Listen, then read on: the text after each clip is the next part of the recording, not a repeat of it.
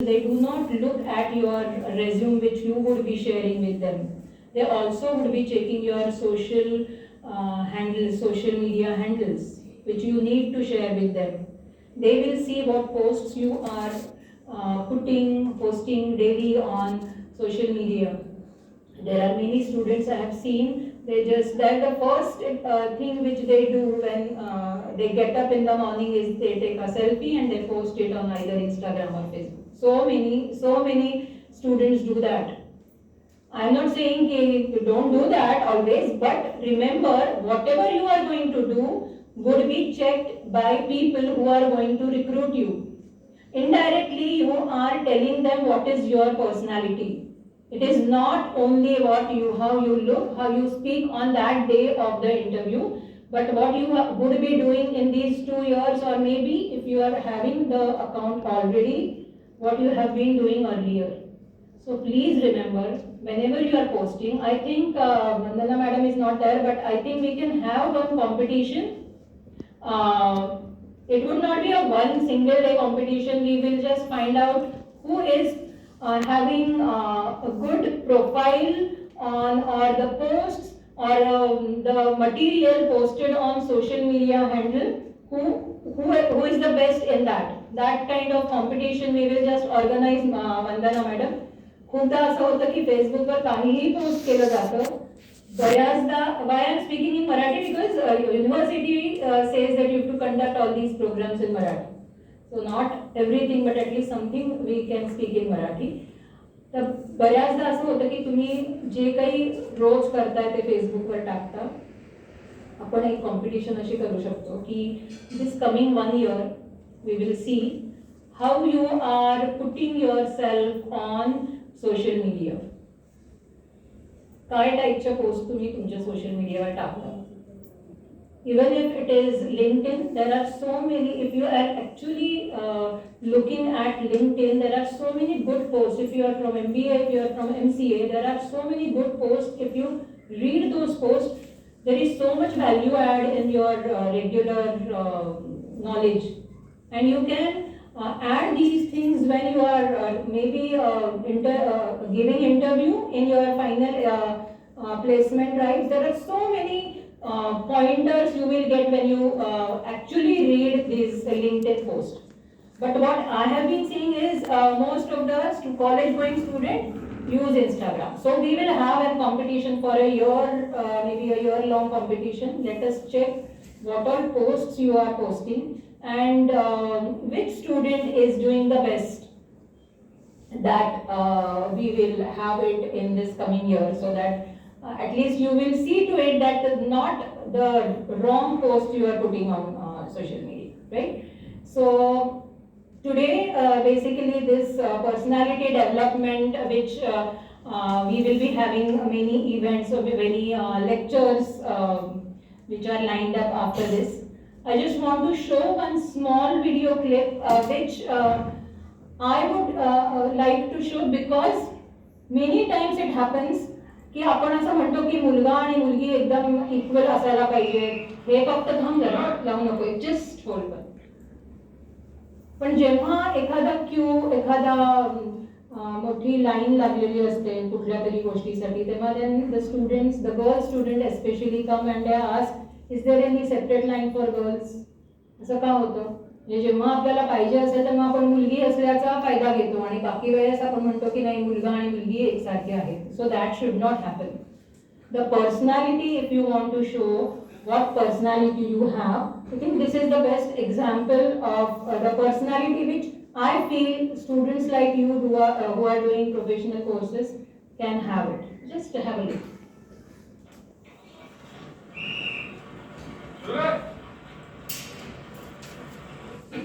और कितने देर भैया? 5 मिनट. 8 मिनट. अगले 5 मिनट में कोई आया नहीं तो लाइसेंस नहीं मिलेगा. बाद में बात मारेगा. अरे अरे अरे, साइकिल चला रहा था क्या? ट्रैक्टर चलाना मजाक नहीं होता है, जिम्मेदारी का काम होता है ट्रैक्टर चलाना, समझे? हाँ सर, लेकिन मेरे चलो चलो नेक्स्ट.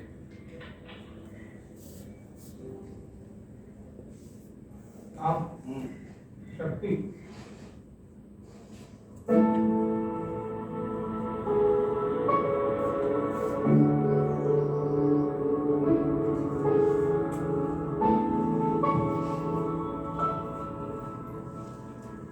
तुम शक्ति हाँ शक्ति ट्रैक्टर का ड्राइविंग टेस्ट देना है। जी। देखो यहाँ पे मुझे बहुत साल हो गए, लेकिन आज तक किसी लड़की को मैंने ट्रैक्टर का ड्राइविंग टेस्ट देते हुए नहीं देखा है। क्यों? हाँ, आज तो देखेंगे सर। चलिए। सुनो, ये आसान नहीं होगा।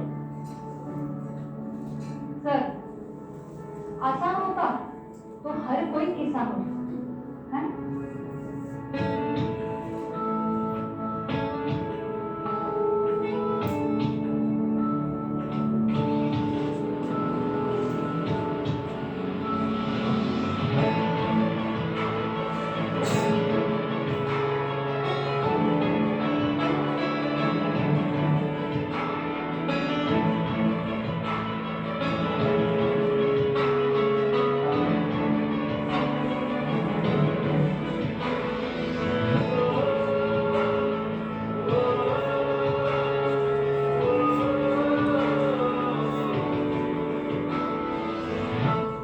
क्योंकि हमारा ट्रैक्टर हाथों का जज्बा बरतता है, उसकी बनावट नहीं। महिंद्रा करता है इस जज्बे को सलाम। So this is what I feel is kind of personality development. अशा गोष्टी जर तुम्ही केल्या आणि मग जेव्हा तुम्ही म्हटलात की there should be equality between boys and girls, and I think we are right. The responsibility is also on your shoulders. So thank you, thanks a lot.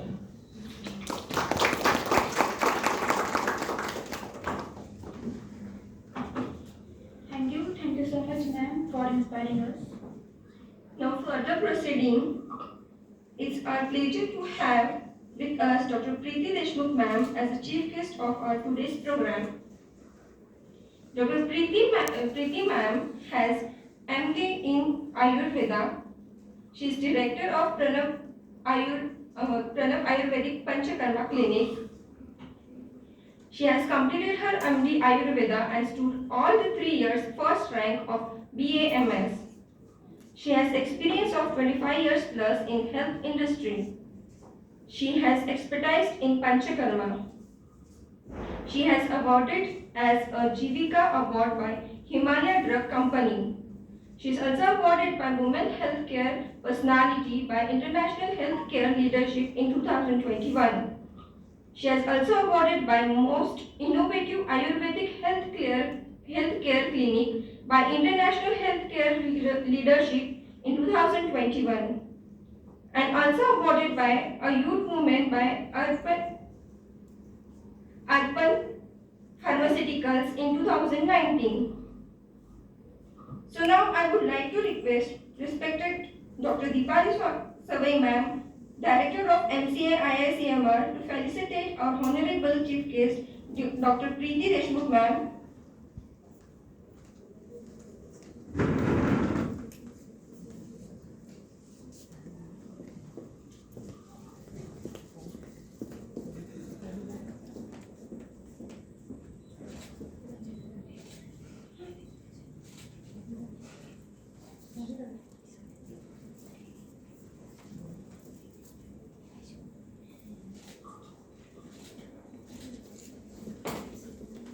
Thank you, ma'am. Thank you so much.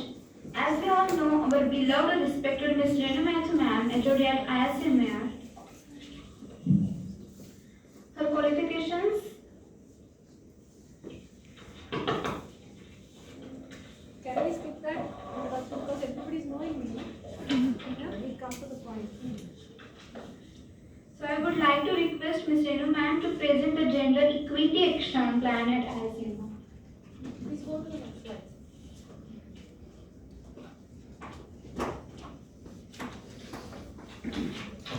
Good afternoon, students. So the lunch did not give you the energy to be energized. Good afternoon. Good afternoon, ma'am. Okay. So today we are all assembled here for the Nirbhay Kanya program, right? Okay. So when we talk about Nirbhay Kanya, the first things comes in our mind. We always hear is what? Politicians talk about it, or maybe the industries talk about it. Women empowerment, right? What is the meaning of this word empowerment?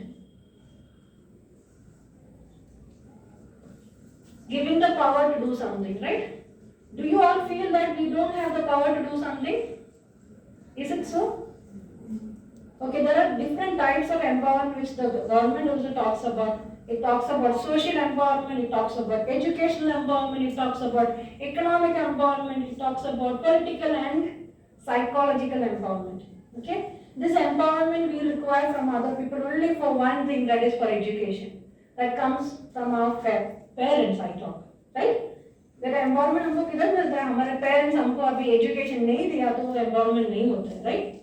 So the point of where our empowerment starts is the point when our parents take a decision to get our girl child to be educated. After that, all that empowerment which the government or world is talking about, it is not in their hands, it is in our hands.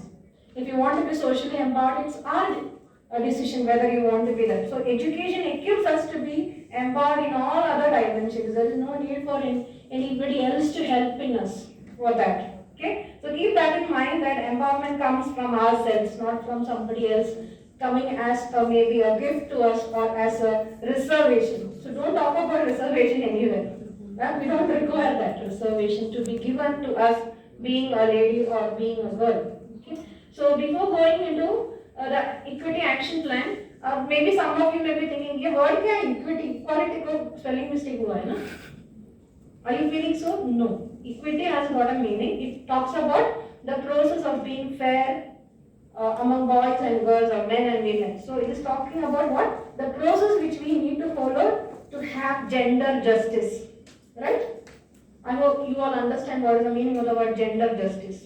We don't want to be less than anybody else and we don't want to be more than anybody else in any way, right? We are all equals. Okay? So we already have had the first session, that is gender sensitization awareness session we have already conducted in this semester. Then we will be having or selecting gender champions, okay? Somebody as a leader to lead us to all this action plan which is chalked for us. So we will be selecting gender champions. It can be either a boy or a girl. So that selection will be happening. Then peer group discussion on issues what we are facing both as men and women. Not only as what are the problems what girls are facing, okay? So then we will be having some sessions on gender equality, how we can be equal with our counterparts. Okay, so it is both for boys and girls. We will be having this program, and then some competitions for you to be self-empowered. Okay, that is, we will be having elocution competition, some debate, role play, and interview with eminent personalities to understand how they are different from other people. Okay, then poster competition.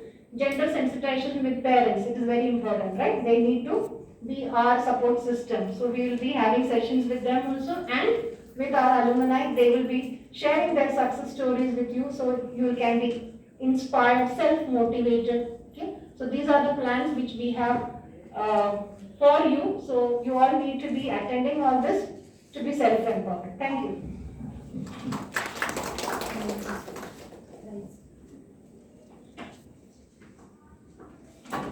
Thank you so much, ma'am. So as we all know, our college has participated in virtual dance competition at Pimpri Chinchwad. So I request ma'am to call our lovely ma'am, Miss Vandana Pandika ma'am, SWC coordinator at ISMR NC.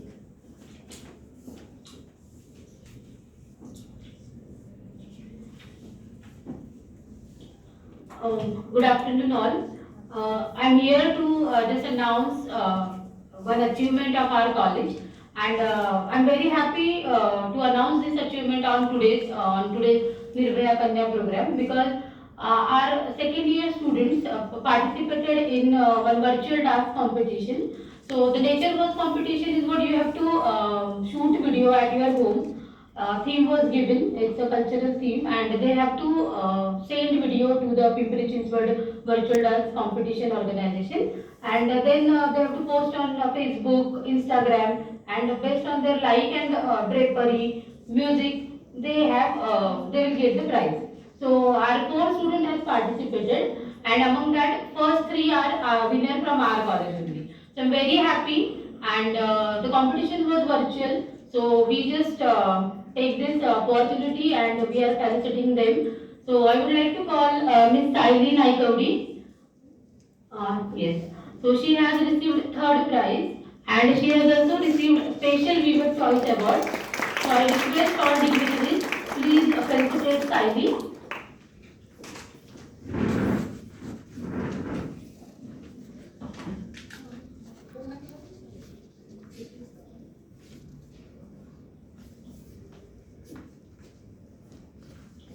So, event organized by Nritya Angan Kala Academy.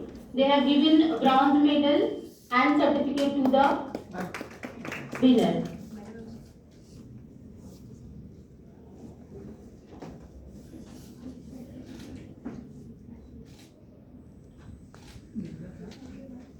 Congratulations, Saili.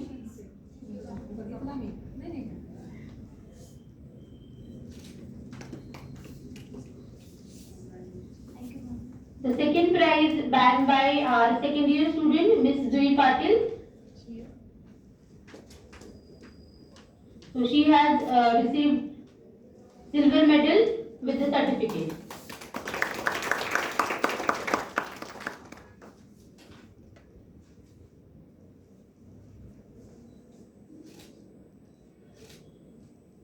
The first prize is to Miss Anjali. She stood first. सबसे ज़्यादा likes. Congratulations, Ji. Anjali has received a gold medal with the certificate.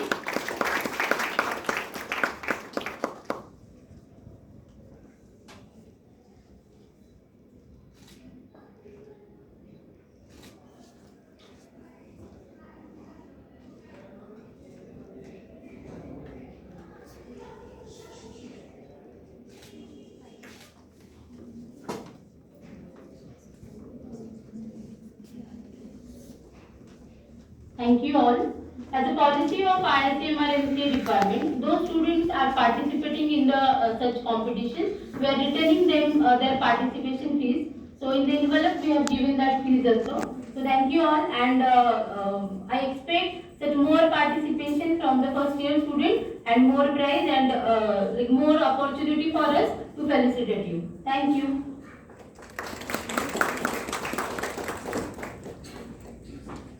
Thank you, ma'am, and congratulations to all winners. Now the moment has come to know about the women health and wellness issue. So now I would like to request Dr. Preeti Deshmukh ma'am, the chief guest of today's program, to enlighten us.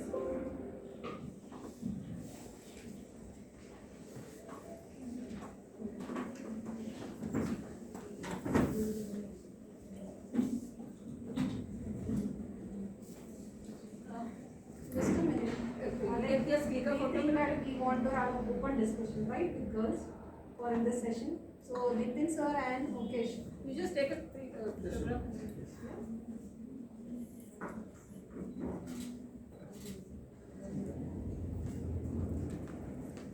The end we can have the discussion. First, yeah. Whatever. Because they should not feel hesitated to ask. Right.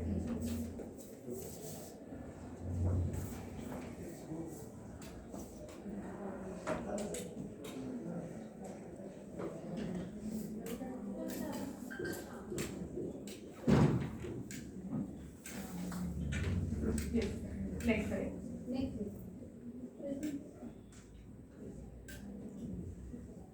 स्त्री या शब्दाचा अर्थच आहे स्त्रवणात स्त्री, म्हणजे जिला मासिक पाळी येते, जिच्या अंगावरून जातं ती स्त्री. आणि मग ती पुढच्या फेजेस मध्ये, नेक्स्ट स्लाइड प्लीज, जन्मल्यापासून ते वार्धक्यावस्थेपर्यंत. आता आपण आजच्या सेशन मध्ये जे डिस्कस करणार आहे ते आहे जी तिसऱ्या नंबरची मुलगी आहे 7 ते 8 वर्षाच्या जस्ट प्युबर्टी स्टेज सुरू होण्याची फेज म्हणजे कन्या जेव्हा ती व्हायला लागते आणि मग पुढे मेन्सेसची फेज म्हणजे आता तुमची जी अवस्था आहे टीनेजर आणि यंग एज. तर आपण त्याविषयी आज डिस्कशन करणार आहोत. आणि अजून एक महत्त्वाचं आज जे सेशन आहे म्हणजे वुमन एम्पॉवरमेंट किंवा कॉन्फिडन्स किंवा पर्सनॅलिटी बिल्डिंग. तर मेन्सेस हा टॉपिक मी याच्यासाठी सिलेक्ट केलेला आहे कारण हा टॉपिक जनरली ओपनली डिस्कस होत नाही. आईसोबत पण आपल्याला बोलायला कधी कधी लाज वाटते.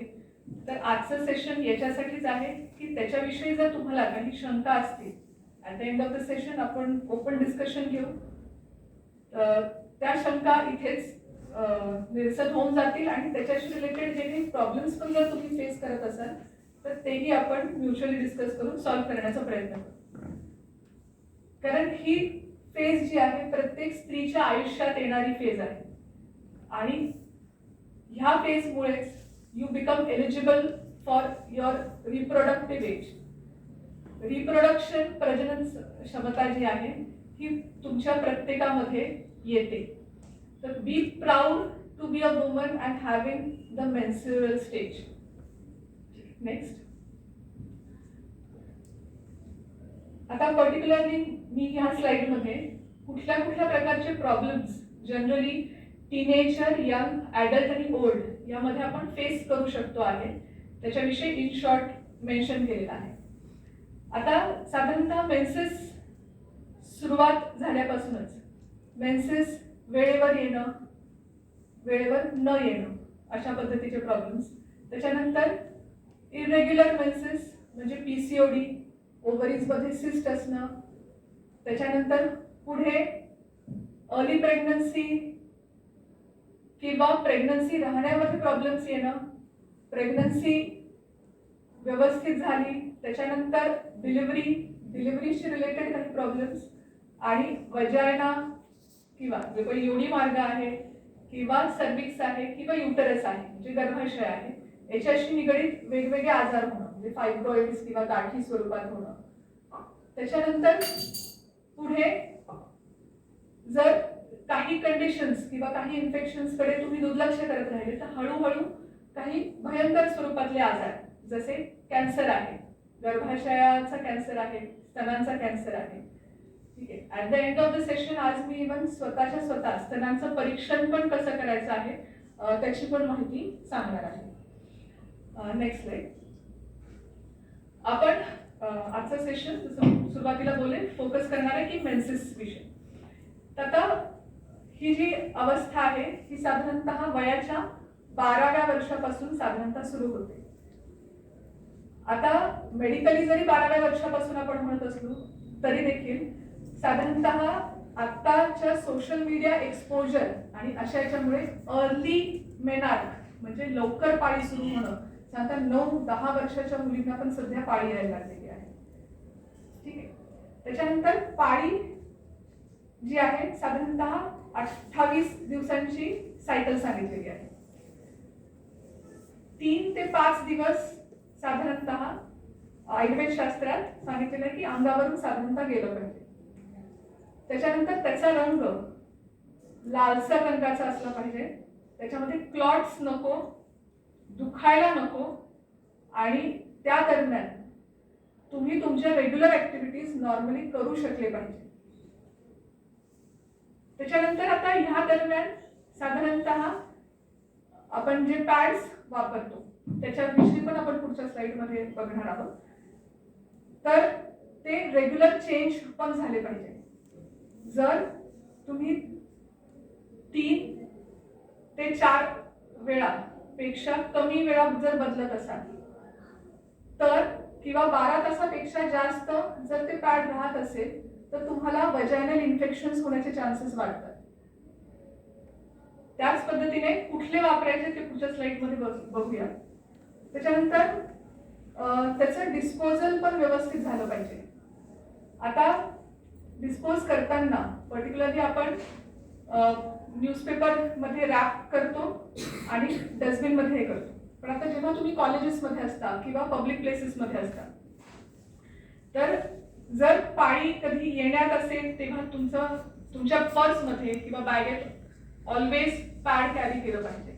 सेकंड इज न्यूजपेपरचं पण एक तुमच्यासोबत नेहमी असायला हवं, कारण इम्प्रॉपर डिस्पोजलच्यामुळे पण अनहायजीन सोसायटी किंवा सोशल एन्व्हायरमेंटमध्ये त्याचे प्रॉब्लेम्स होणं आणि त्याच्यामुळे इतर सोशल प्रॉब्लेम्स आता सध्या क्रिएट व्हायला लागलेले आहेत. तसंच बऱ्याच ठिकाणी किंवा कॉलेजेसमध्ये आणि पब्लिक प्लेसेसमध्ये किंवा सोसायटीजमध्ये आता इन्सुलेटर्स लावतात त्याच्या डिस्पोजलसाठी. त्याचं रूपांतर जे आहे बर्नआउट करून फर्टाईल पावडरमध्ये कन्वर्ट करतात आणि ते झाडांसाठी फर्टिलायझर म्हणून देखील वापरतात. ठीक आहे. त्याच्यानंतर या संदर्भात अजून एक सांगायची गोष्ट म्हणजे बऱ्याचशा कॉलेजेस आणि स्कूल्समधून जनरली कंप्लेंट्स पण येतात की improper disposal of sanitary napkins. त्याच्यामुळे जर प्रॉपर डिस्पोजलसाठी एखादं आयदर इन्सुलेटर ऑर प्रॉपर डिस्पोजलसाठी एखादी डस्टबिन जर प्रॉपर अरेंज केली की ज्याच्यातून पुन्हा ते काढणं शक्य नाही, फक्त जेव्हा सॅनिटायझेशन होईल किंवा डिस्पोजल होईल तेव्हा ती जी अलॉट केलेली व्यक्ती असेल तर तीच व्यवस्थित ते काम करू शकेल. त्याच्यानंतर कुठेही बाथरूम्स किंवा टॉयलेट्समध्ये ते फ्लश आउट नाही झाले पाहिजे, कारण हे पण प्रॉब्लेम्स बरेचसे समोर आलेले आहेत. त्याच्यामुळे अगेन वजायनल ट्रॅक्ट इन्फेक्शन्स हे मुलींना पुढे फेस करावे लागतात जर इम्प्रॉपर डिस्पोजल झालं तर. त्याच्यानंतर ज्यांचं लग्न झालेलं आहे आणि पाळीच्या दरम्यान पर्टिक्युलरली आपण त्यांना सेक्शुअल कॉन्टॅक्ट कम्प्लिटली अवॉइड ठेवायला सांगतो. त्याच्यानंतर का बरं, कारण त्या दरम्यान इम्प्युअर ब्लड हे शरीरातून बाहेर जात असतं. त्याच्यानंतर ती जागा सेन्सिटिव्ह झालेली असते. ठीक आहे. आणि जे काही इम्प्युअर ब्लड हे होत असतं सेक्शुअल कॉन्टॅक्ट्समुळे you can transmit that kind of infection or impureness to the partner. ठीक आहे.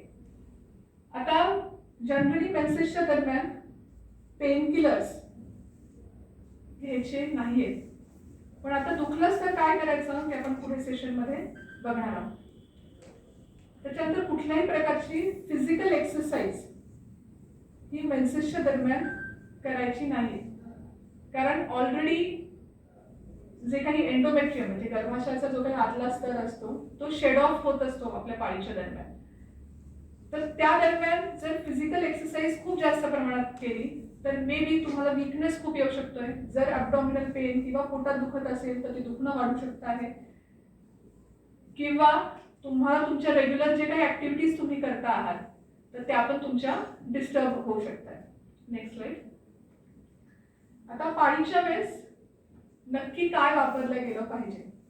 आता इथे साधारणतः 5 गोष्टी सांगितलेल्या आहेत. क्लॉथ, सगळ्यात पहिले क्लॉथ म्हणजे साधारणतः जुन्या काळापासून कापड वापरण्याची प्रथा होती. म्हणजे आपण सॅनिटरी नॅपकिन जसं ठेवतो त्याच पद्धतीने कॉटन क्लॉथ घेऊन ते प्रॉपर फोल्ड करून पॅडच्या फॉर्ममध्ये ठेवलं जात होतं आणि ते रियूज केलं जात होतं. तर रियूजच्या वेळी पण ते प्रॉपरली वॉश होऊन उन्हात वाळून मगच रियूज पण व्हायला पाहिजे. ठीक आहे. Second is sanitary napkins. Sanitary napkins आता व्हेरिड याचे आहेत, पण सॅनिटरी नॅपकिनच्या बाबतीत एवढं सांगायचं मला की त्याला जनरली प्लास्टिक कोटिंग असतं. त्याच्यावर काही रिसर्चेस झालेले आहेत की जेव्हा हेवी ब्लिडिंग असतं आणि कंटिन्युअस तुम्ही पॅडचा वापर करता मे बी 7 to 8 days, तर तशा वेळी एक तर स्किन रॅशेस येण्याची तिथे शक्यता असते. त्याच्यानंतर जो डिस्चार्ज होतो तर कंटिन्युअस तिथे इरिटेबिलिटी राहू शकते आहे आणि त्याचबरोबर तुम्हाला काही रिसर्चेस झालेले आहेत की इव्हन सर्वायकल कॅन्सर पुढे जाऊन तुम्ही प्रोन होऊ शकता जेव्हा खूप जास्त युसेज होतोय तेव्हा. त्यानंतर मेन्स्ट्रुअल पॅन्टीज, जसे आपण आपले अंडरगार्मेंट्स म्हणजे निकर्स घालतो त्याच पद्धतीने मेन्स्ट्रुअल पॅन्टीज घातल्या जातात. तर ज्यांना हेवी मेन्सेसचा त्रास आहे त्यांना आपण जनरली त्या वापरायला नाही सांगत, कारण त्या कंटिन्युअसली मग चेंज करत राहावे लागतात, म्हणून डिस्कम्फर्ट मे बी राहू शकतो आहे. आणि वारंवार त्या डिस्पोज ऑफ पण करून टाकाव्या लागतात. शेवटचे दोन जे आहेत दॅट इज टॅम्पून्स आणि मेन्स्ट्रुअल कप्स. हे जनरली अमेरिकेत खूप जास्त प्रचलित आहेत. टॅम्पून्स जे आहे साधा ट्यूब शेप्ड इन्स्ट्रुमेंट सारखं असतं, जे आपल्या योनी मार्गात म्हणजे वजायनाच्या तिथून आत इन्सर्ट केलं जातं आणि गर्भाशयाच्या तोंडाशी तो भाग इन्सर्ट होतो आणि जेव्हा मेन्सेस आपल्याला एक्सपेक्टेड असतात तेव्हा आपण ते इन्सर्ट करून ठेवतो. तसंच कप्स पण साधा कप शेप्ड हे असतात, तेही त्या भागात इन्सर्ट केले जातात. पण अगेन ते जे काही मटेरियल पासून बनले जातात कधी कधी त्याने रॅशेस डेव्हलप होतात इंटरलॉजचा, पेनफुल होऊ शकतं ते इन्सर्शन आणि ज्यांना अगेन हेवी फ्लो आहे तर अगेन ते मेन्स्ट्रुअल कप्स वारंवार बदलून टाकणं आणि ते डिस्पोज ऑफ करत आहे. ठीक आहे. तर हे जे काही 5 ऑप्शन सांगितलेले आहेत त्यातलं मी generally maternity cotton pads generally suggest करते, कारण कॉटन हे जे आहे it is safe to use आणि आपण ते डिस्पोज पण इझिली करू शकतो आहे. त्याच्यानंतर त्यांनी रॅशेस येण्याची कुठल्याही प्रकारची शक्यता राहत नाही.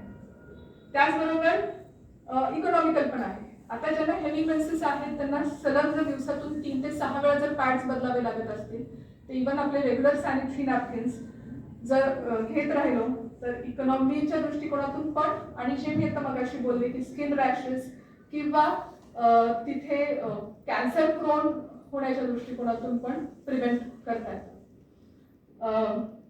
माझ्या घरातले क्लोज रिलेटिव्हच आहेत ज्यांना ब्रेस्ट कॅन्सर डिटेक्ट झालेला होता.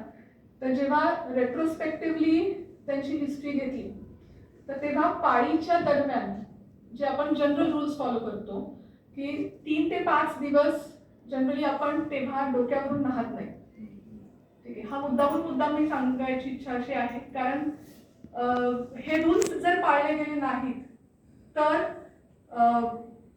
त्या दरम्यान होणारा जो काही फ्लो आहे त्यांनी युटरस कॉन्ट्रॅक्ट होऊन जातं. जेव्हा आपण नाहतो तेव्हा सर्विक्स क्लोज होऊन जातं, गर्भाशयाचं तोंड बंद होऊन जातं. जो काही फ्लो होणार असतो पुढे पूर्ण सगळं ड्रेन आउट शेड ऑफ होऊन जायला पाहिजे तर ते होत नाही आणि तो आतमध्ये थांबून राहतो.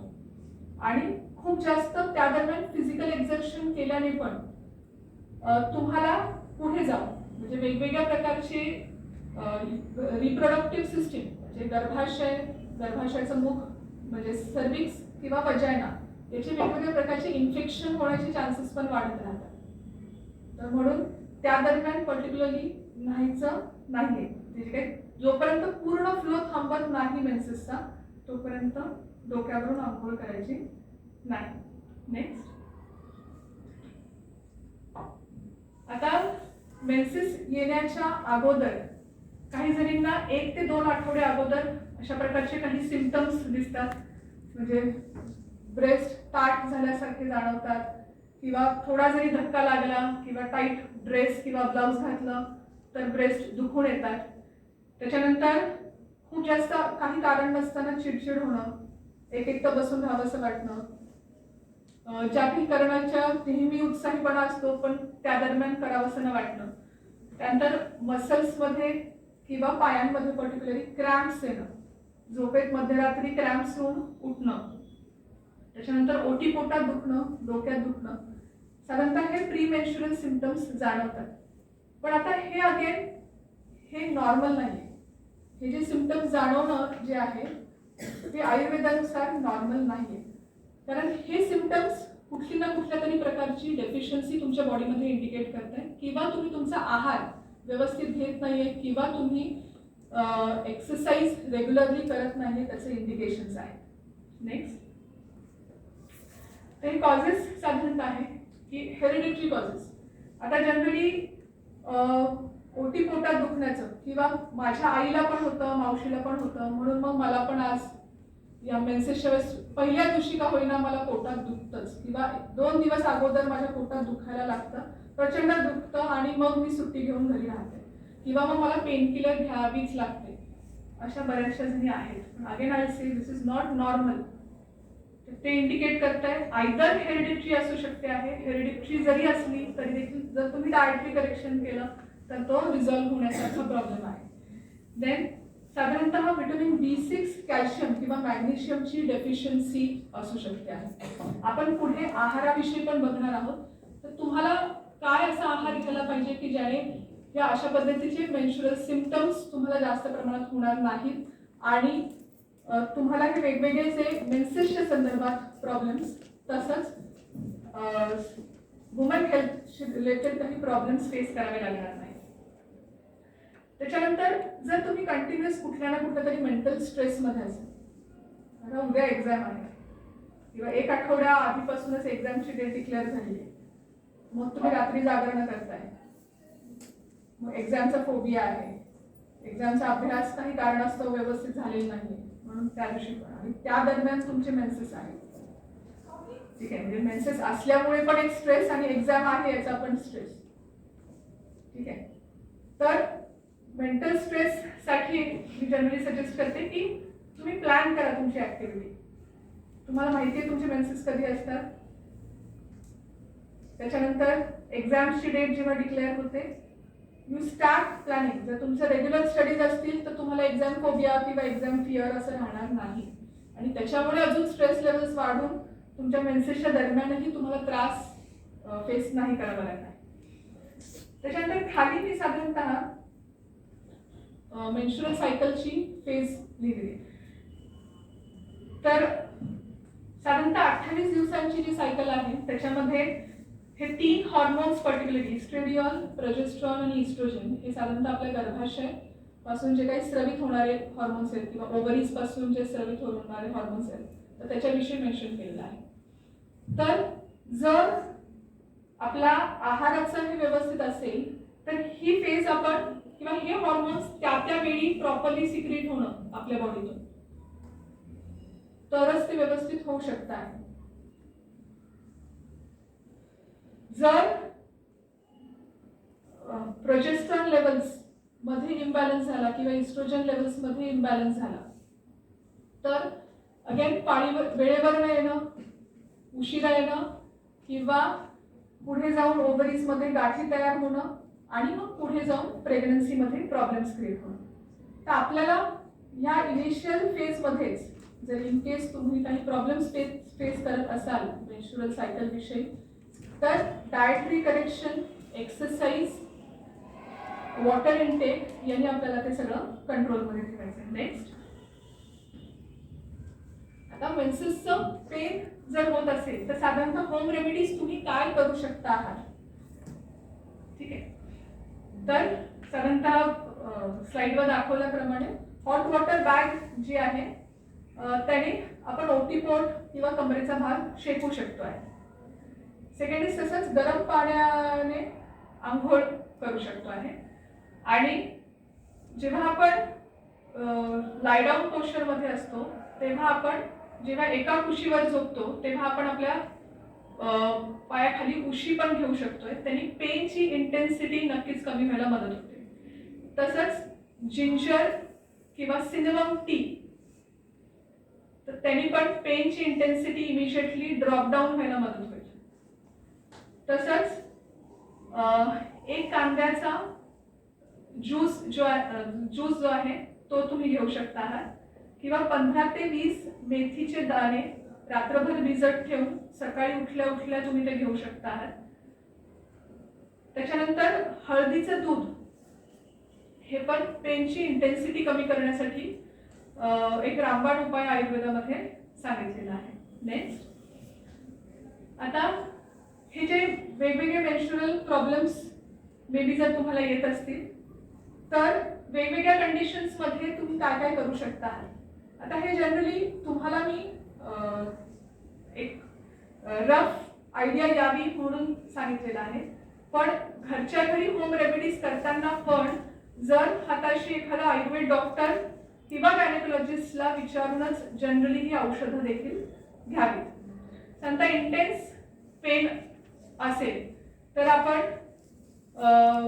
ओव्याचं पाणी जे आहे किंवा ओव्याचा काढा करून घेऊ शकतो. साधारणतः अर्धा चमचा ओवा 1 कपभर पाण्यात टाकून तो अर्धा कप आटवून मग त्याचा काढा घेऊ शकतोय किंवा दशमूळ काढा जो आहे तर तो साधारणतः दिवसातून 2 वेळा काही खाण्याच्या अगोदर घेऊ शकतो.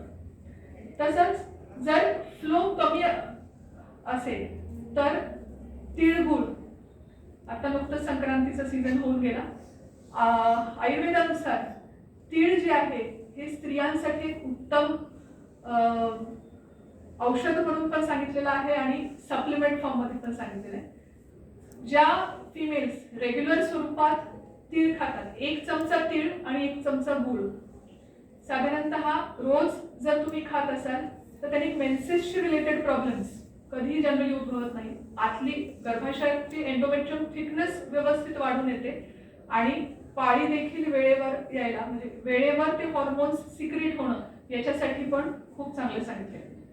तसंच जर मेन्सेस डिले जरी होत असतील, तुम्हाला लक्षात असेल की आता 28 दिवस होऊन गेलेत पण अजूनही पाळी आलेली नाही, तेव्हाही तिळगुळ किंवा पपई हे उपाय करून नक्कीच बघावेत.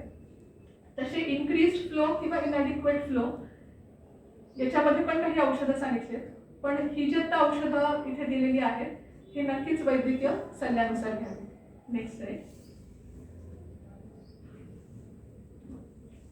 आता इथे साधारणतः आपण जे आता आतापर्यंतच्या स्लाइड्स मध्ये बघितलं की साधारणतः मेन्सेस जेव्हा आपल्याला प्रीमेन्स्ट्रुअल सिम्पटम्स खूप जास्त प्रमाणात जाणवतात, म्हणजे टेंडरनेस इन ब्रेस्ट किंवा ओटी पोट दुखणं, जसं तुम्हाला सांगितलं होतं की आयडियली हे सगळं जाणवायला नको, तुम्हाला कुठल्याही प्रकारचं पेन आणि हे व्हायला नको. मग त्याच्यासाठी काय करायला हवं आहे तर हे तुमच्या खाण्यात जर रोज असेल म्हणजे कॅल्शियम, विटामिन B6, मॅग्नेशियम, त्याच्यानंतर डार्क लिफी व्हेजिटेबल्स आणि क्रुसिफेरस व्हेजिटेबल्स. त्याच्यानंतर तर मग आता डेली स्वरूपात तुम्हाला काय करायचं आहे की रोज कॅल्शियमयुक्त दूध, दुधाचे पदार्थ आणि तूप, गाईचं तूप हे प्रत्येक स्त्रीच्या जेवणात खाण्यात असलंच पाहिजे. त्याचबरोबर केळ जे आहे हे इझिली अवेलेबल फ्रूट आहे, ठीक आहे. ज्यांना कफाशी रिलेटेड प्रॉब्लेम नसतील त्यांनी केळ डेली 1 खायला नक्कीच काही हरकत नाही. तुमच्या एज ग्रुपसाठी तर नक्कीच ते चांगलं सांगितलेलं आहे. तसंच आपल्या डेली स्वयंपाकघरातले जे आहेत म्हणजे जिरं, ओवा, त्याच्यानंतर आलं, लसूण, कांदा हे जे आहेत, आता मी बऱ्याचशा मुली जनरली जेव्हा कन्सल्टेशनसाठी येतात पाळीशी निगडीत प्रॉब्लेम किंवा PCODच्या, तर भाजीतला कांदा खात नाही, कांदा बाजूला काढणारे पण मी बरेच जणी बघितलेले आहेत. पण कांदा हा स्त्रियांसाठी वरदान आहे, त्यांनी हॉर्मोनल रेग्युलेशन खूप चांगलं होतं. जर तुमच्या डेली डाएटमध्येच ते असेल तर तुम्हाला वेगळे सप्लिमेंट्स घेण्याची आवश्यकता नाही पडत. आता जर तुम्ही दूधच पित नसाल आणि कॅल्शियम सप्लिमेंट्स घेत आहात तो उपयोग नाही, कारण कॅल्शियम सप्लिमेंट्स तेवढ्या इझिली बॉडीमध्ये ॲब्सॉर्ब होत नाहीत जेवढे दूध इझिली ॲब्सॉर्ब होईल. त्याच पद्धतीने आता जर तुम्ही ओव्हरऑल हा चार्ट बघितला तर त्याच्यामध्ये पालेभाज्यांपैकी पालक ही अगेन भाजी खूप उत्तम, जी आयर्न आणि कॅल्शियम रिच तसंच मॅग्नेशियम पण आहे. तर त्याच्यामुळे जे काही पाळीच्या दरम्यानचे सिम्पटम्स किंवा पाळी येण्याच्या अगोदर किंवा पाळी झाल्यानंतर पण काही जणींना जो त्रास होतो, त्याच्यानंतर ॲक्ने हा प्रॉब्लेम पण जनरली फेस करतात ह्या एज ग्रुपच्या मुली. तर हे प्रॉब्लेम्स कमी होण्याच्या दृष्टिकोनातून किंवा होऊच नाही याच्यासाठी पालक ही भाजी खूप उत्तम सांगितलेली आहे. तर पालकाचे तुम्ही वेगवेगळ्या रेसिपीज करून खाऊ शकता आहात किंवा ज्या हॉस्टेलाइट मुली आहेत सॅलड स्वरूपात पण तुम्ही खाऊ शकता आहात. पालक इझिली अवेलेबल होते ग्रॉसरी शॉपमध्ये आणि तुम्ही घेऊ शकता आहात. तसंच फ्लॅक्सीड्स जे आहेत, जवस, तर त्याचीही तुम्ही चटणी बनवून रोज 1 चमचा जवस तरी तुमच्या पोटात गेलं पाहिजे, हे एक मार्क करा. त्याच्यानंतर फ्रूट्स पैकी साधारणतः सायट्रस फ्रूट्स हे आयुर्वेदानुसार खूप उत्तम सांगितलेले आहेत. तसेच डाळिंब, त्याच्यानंतर काळे द्राक्ष. आता अगेन उन्हाळा सुरू होण्याची फेज पुढे आहेच, तर द्राक्ष पण भरपूर प्रमाणात उपलब्ध आहे. तर डेली बेसिसवर 1 फ्रूट का होईना, आयदर सिट्रस फ्रूट किंवा डाळिंब किंवा द्राक्ष हे तुमच्या पोटात गेलं पाहिजे. तर डेली शेड्यूलमध्ये हे हळूहळू इन्व्हॉल्व करायला लागेल. त्याच्यानंतर शेवटचे जे मुद्दे आहेत म्हणजे regular physical exercise, yoga, meditation, याच्याविषयी मी पुढे बोलणार आहे. Next slide please. Next slide. आता साधारणतः तुमच्या डाएटमध्ये काय नको, ठीक आहे. आता हा मुद्दा म्हणून सांगते कारण जेव्हा पेशंट म्हणून मुली येतात, काही अनमॅरिड असतात किंवा नुकतंच लग्न झालेलं असतं, पाळीच्या संदर्भात जेव्हा प्रॉब्लेम घेऊन येतात किंवा पीसीओडीच्या संदर्भात प्रॉब्लेम्स घेऊन येतात, तर त्यांना जर विचारलं तुम्ही कॉलेज गोईंग असाल, रोज आई डबा देते पण डबा खाल्ला जातो का, तर नाही. बऱ्याच वेळा काय होतं की कॉलेज कॅन्टीन मध्ये वडापाव, बर्गर, सँडविचेस किंवा इडली, डोसा ही जनरली रेग्युलर प्रॅक्टिस आहे. इव्हनिंग स्नॅक्स फॉर्ममध्ये किंवा मॉर्निंग ब्रेकफास्ट फॉर्ममध्ये, किंवा एखादी भाजी आवडती नसली की मग कॅन्टीन हा ठरलेला जागा आहे. मी खाऊ नका अजिबात असं म्हणणार नाही, पण जर तुम्ही ते रेग्युलरली डेली बेसिसवर इन्व्हॉल्व करत असाल तर हळूहळू तुमच्या शरीरामध्ये आयुर्वेदानुसार वात आणि पित्तचा इम्बॅलन्स व्हायला लागतो. तसंच हॉर्मोनल सिक्रिशन्सवर पण त्याचा परिणाम व्हायला लागतो आणि त्याच्यामुळे मग मेन्सेसच्या दरम्यानचा होणारा पेन जो आहे तर तो तुम्हाला सहन करावा लागतो. तसंच कंट्रोल ऑफ नॅचरल अर्जेस याच्याविषयी मी मुद्दामून सांगेन.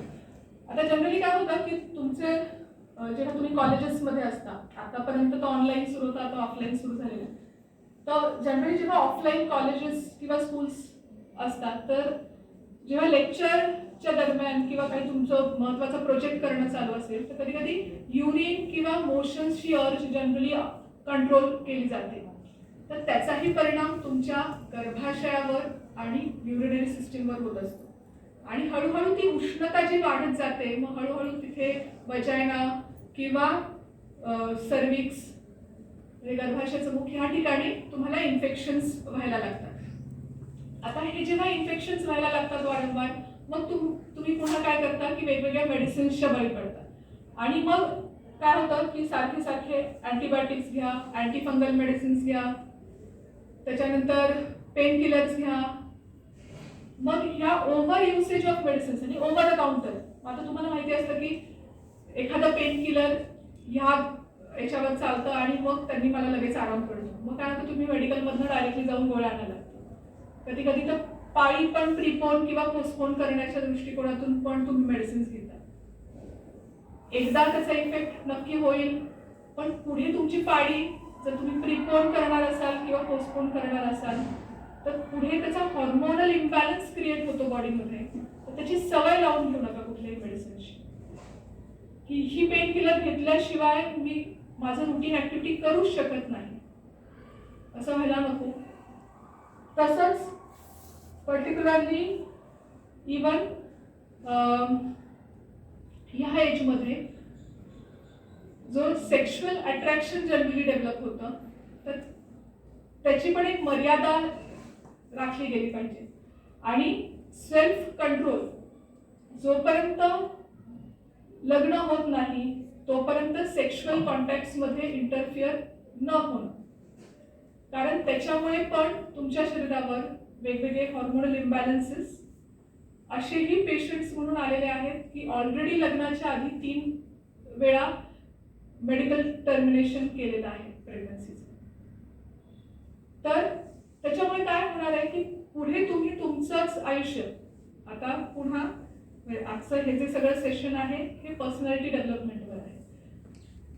तर तुम्हाला जर तुमची एक मर्यादा, एक सेल्फ कंट्रोल माहिती असेल तर तुम्ही कुठल्याही अनावश्यक स्टेप्स पुढे घेणार नाही. तसंच जर तुमचा एक गोल, टार्गेट ठरलेला असेल की काय आयुष्यात करायचं आहे, काय गोल्स अचीव करायचे आहेत आणि तुम्ही स्टकअप राहिला त्या गोल्सला, तर तुम्ही डायव्हर्ट होणार नाही वेगवेगळ्या विषयांकडे किंवा निगेटिव्हिटीकडे आणि त्याच्यामुळे तुमचा हॉर्मोनल बॅलन्स पण चांगला राहण्यासाठी मदत होईल. नेक्स्ट, आता झोपेविषयी आता सध्या जोपर्यंत ऑनलाईन चालू होतं, जनरली आता ट्रेंड काय झालेला होता की जो काही स्टिप्युलेटेड टाइम कॉलेज आवर्स होते तेव्हा कॉलेज करायचं आणि नंतर मग मोबाईलचा युसेज किंवा सोशल मीडियाचा युसेज खूप वाढलेला होता आणि अजूनही आहे. तर त्याच्यामुळे लेट नाईट स्लीपिंग 12, 1, 2 आणि त्याच्यामुळे पुन्हा काय मग लेट वेकअप, डायरेक्टली उठून कॉलेजला बसणार. ठीक आहे. Lack of exercise.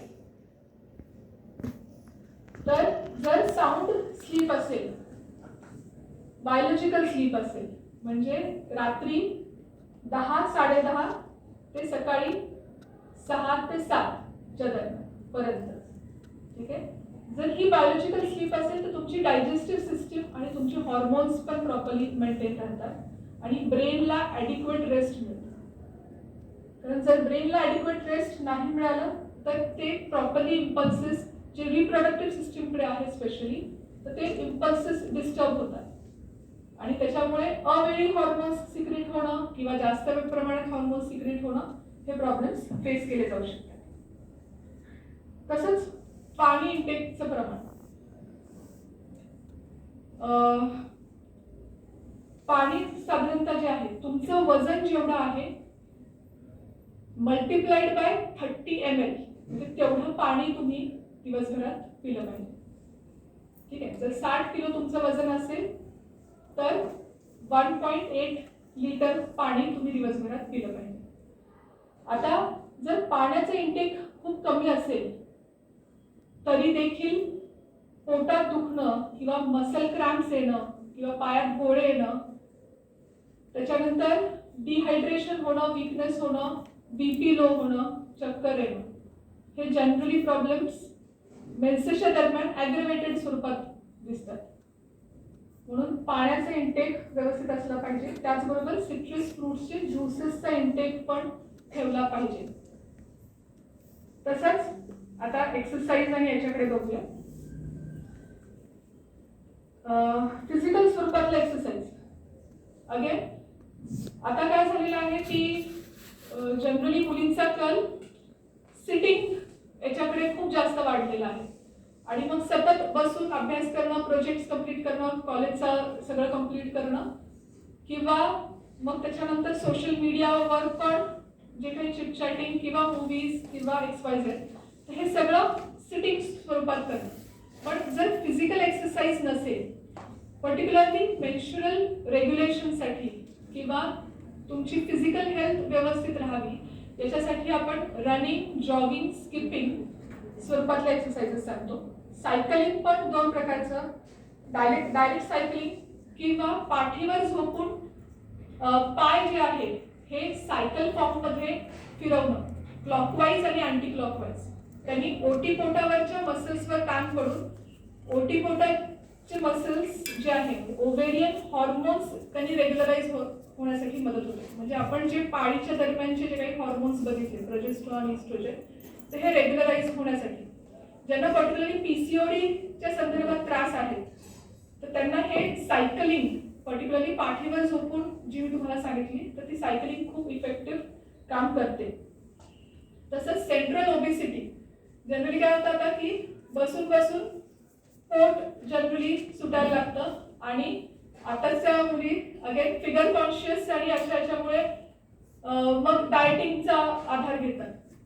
ठीक आहे. पुन्हा इम्प्रॉपर जर डाएटिंग केलं तर पुन्हा तुमच्या मेन्सेस किंवा तुमच्या फिजिकल हेल्थवर प्रॉब्लेम्स येतात. म्हणून directly without medical consultation dieting पण करणं मी सजेस्ट करणार नाही. नेक्स्ट योगाची.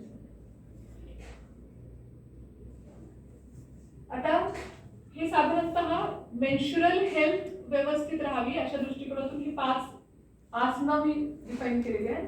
त्याच्यात पहिलं बद्ध कोणासन, दुसरं आहे सुप्तबद्ध कोणासन, तिसरं आहे उष्ट्रासन, मग शलभासन आणि प्रसारित पादोत्तासन.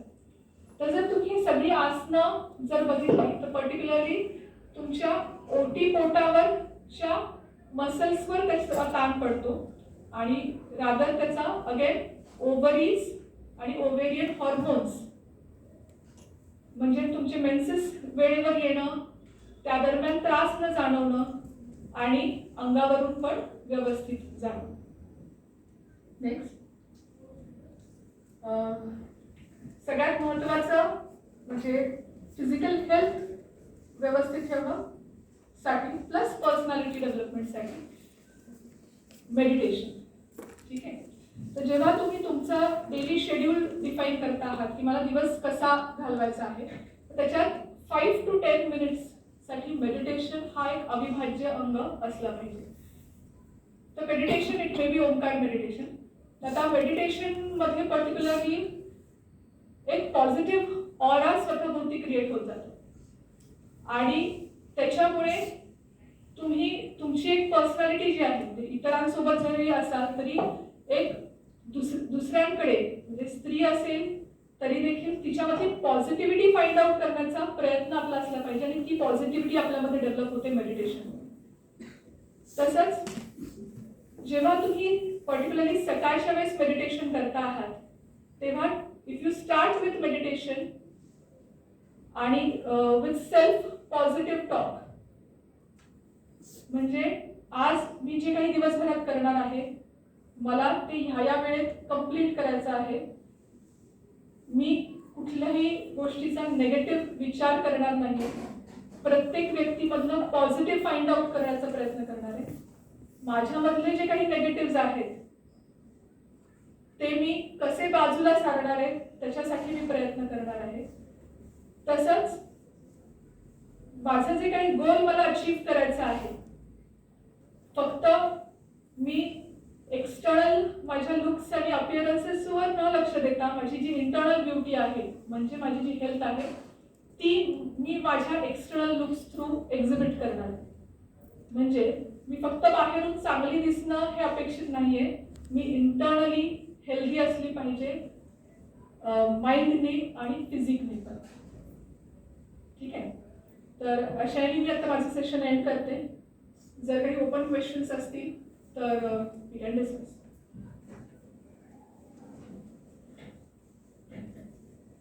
Students, you can ask questions if you have any. So I think I will start with the question. Yes. Okay. The question is that usually people say that if you're married and you delay your pregnancy, that means may not be always taking pills or something, but maybe some other way you delay it, and you are already in sexual relation.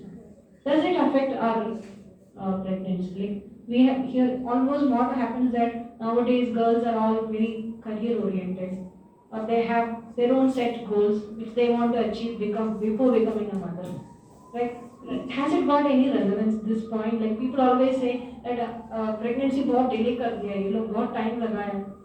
Is this a real problem or just a myth people are having? No, it creates problem. Ideally 25व्या वर्षापर्यंत first pregnancy झाली पाहिजे, वयाच्या 25व्या वर्षी. आता generally काय होतं की higher education आणि याच्यामुळे मुलींचं जरी लग्न झालं हायर एज्युकेशन घेण्यासाठी मग ते प्रेग्नन्सी डिले करत राहतात आणि जसं एजिंग प्रोसेस होत जाते अगेन हॉर्मोनल डिस्टर्बन्सेस होत राहतात इन बोथ पार्टनर्स. आणि जेवढी प्रेग्नन्सी डिले होते मे बी जर आयपिल्स आणि हे जर वापरलं तर अगेन किंवा बर्थ कंट्रोल पिल्स वापरले तरी देखील त्याने पण हॅझार्डस इफेक्ट्स बॉडीवर होत असतात.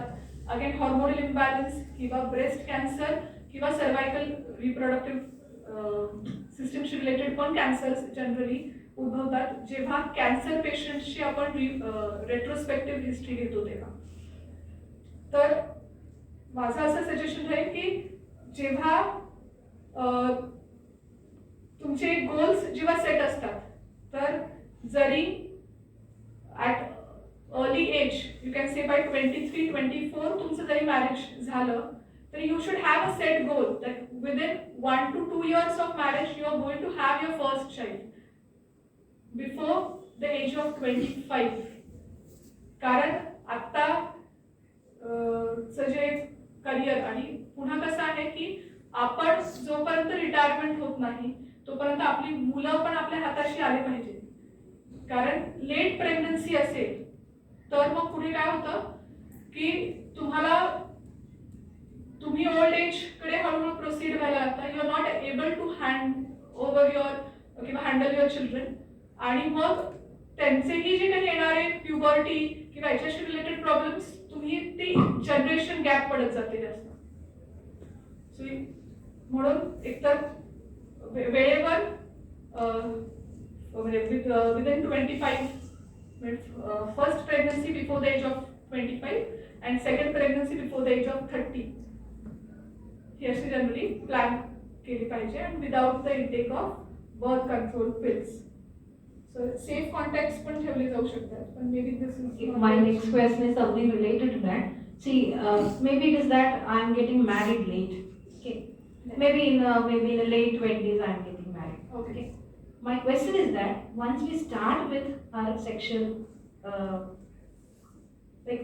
relation, Okay. delaying is a problem.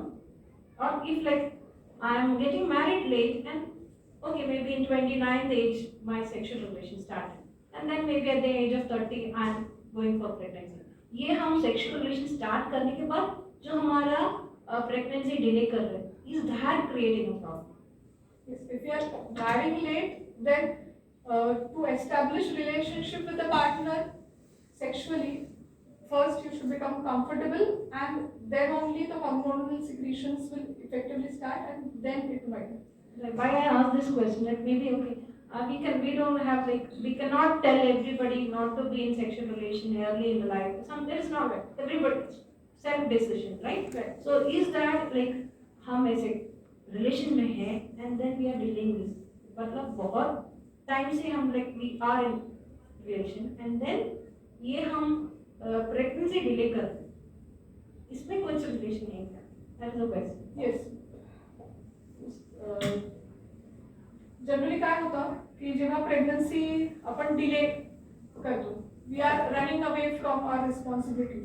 आपल्याला असं वाटतं मुलं झाले मग आपली पर्सनल लाईफ कुठेतरी डिस्टर्ब होईल किंवा आपली सेक्शुअल लाईफ डिस्टर्ब होईल, राईट. आणि त्याच्यामुळे काय होत जातं की डिस्प्यूट्स पण जनरली किंवा मेंटली आपण फॅमिली सोबत पण, सासू सासऱ्यांसोबत पण किंवा आई वडिलांसोबत पण जनरली काय होतात की डिस्प्यूट्स व्हायला लागतात. जर तुम्ही एक ऑब्झर्व केलं असेल, जेव्हा डिलेड मॅरेजेस ज्यांचे होत आहेत आणि त्याच्यामुळे डिलेड कन्सेप्शन्स होत आहेत, तर तोपर्यंत नवरा बायकोमध्ये रिलेशन्स तेवढे इफेक्टिव्ह राहत नाहीत. ती मॅच्युरिटी ती डेव्हलप होत नाही. आणि म्हणतात की मग पहिलं बाळ झालं की ज्यामध्ये ती एक मॅच्युरिटी त्यांच्यामध्ये डेव्हलप होऊन जाते. ठीक आहे. आणि मग ते जे काही इंटरपर्सनल डिस्प्यूट्स जनरली जे असतात किंवा मेंटल डिस्टर्बन्सेस जे असतात तर ते आपोआपच कमी व्हायला लागतात किंवा स्ट्रेस लेवल्स पण जे आहेत.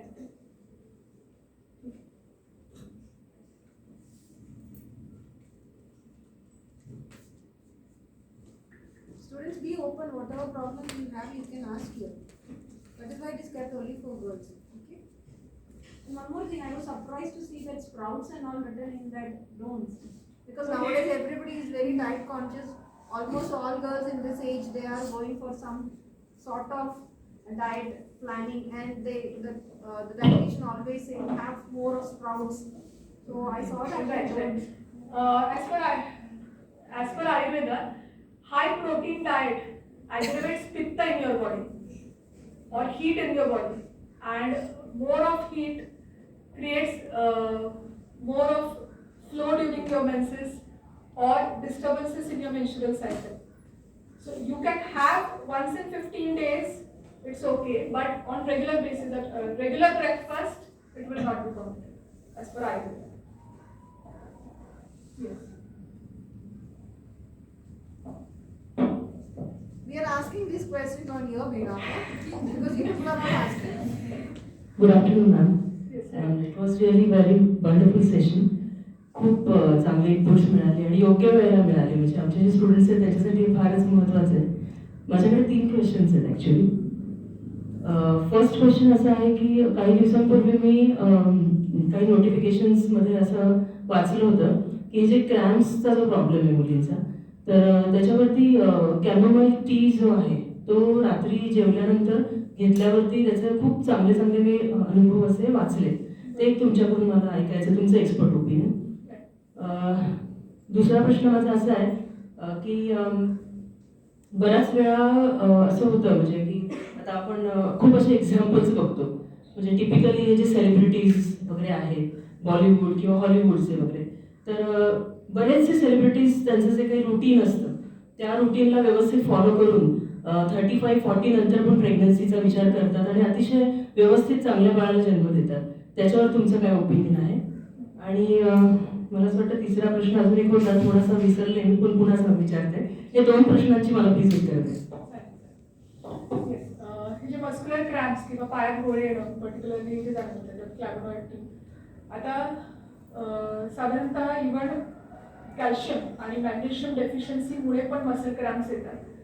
तर ज्या फिमेल्सला प्रीमेन्सेस किंवा एरवी पण मस्क्युलर क्रॅम्प्स किंवा हे जाणवतात, तर त्यांना रेग्युलर बेसिसवर आपण अगेन जसं मी सांगितलं बनाना आणि स्पिनॅच हे 2 आपण रेग्युलर बेसिसवर इन्व्हॉल्व करायला सांगतो, की ज्याने मॅग्नेशियम आणि कॅल्शियम डेफिशियन्सी प्लस इव्हन फ्लॅवोनॉइड तर हे पण कंट्रोलमध्ये राहतात. तर आपण आता जसं मागच्या स्लाइड्समध्ये बघितलं तसंच इव्हन नारळ पाणी जे आहे, ठीक आहे, तर हे पण इलेक्ट्रोलाइट इम्बॅलन्सवर आणि मस्क्युलर क्रॅम्प्सवर खूप इफेक्टिव्ह सांगितलेलं आहे. तर आठवड्यातून 1 किंवा 2 वेळा ज्यांनी नारळ पाणी अलॉंग विथ ती मलाई जी आहे तर ती पण खाण्यासाठी चांगली सांगितलेली आहे. Again it has rich in flavonoid. तर हे सगळं तुम्ही तुमच्या डाएटमध्ये इन्व्हॉल्व करू शकता.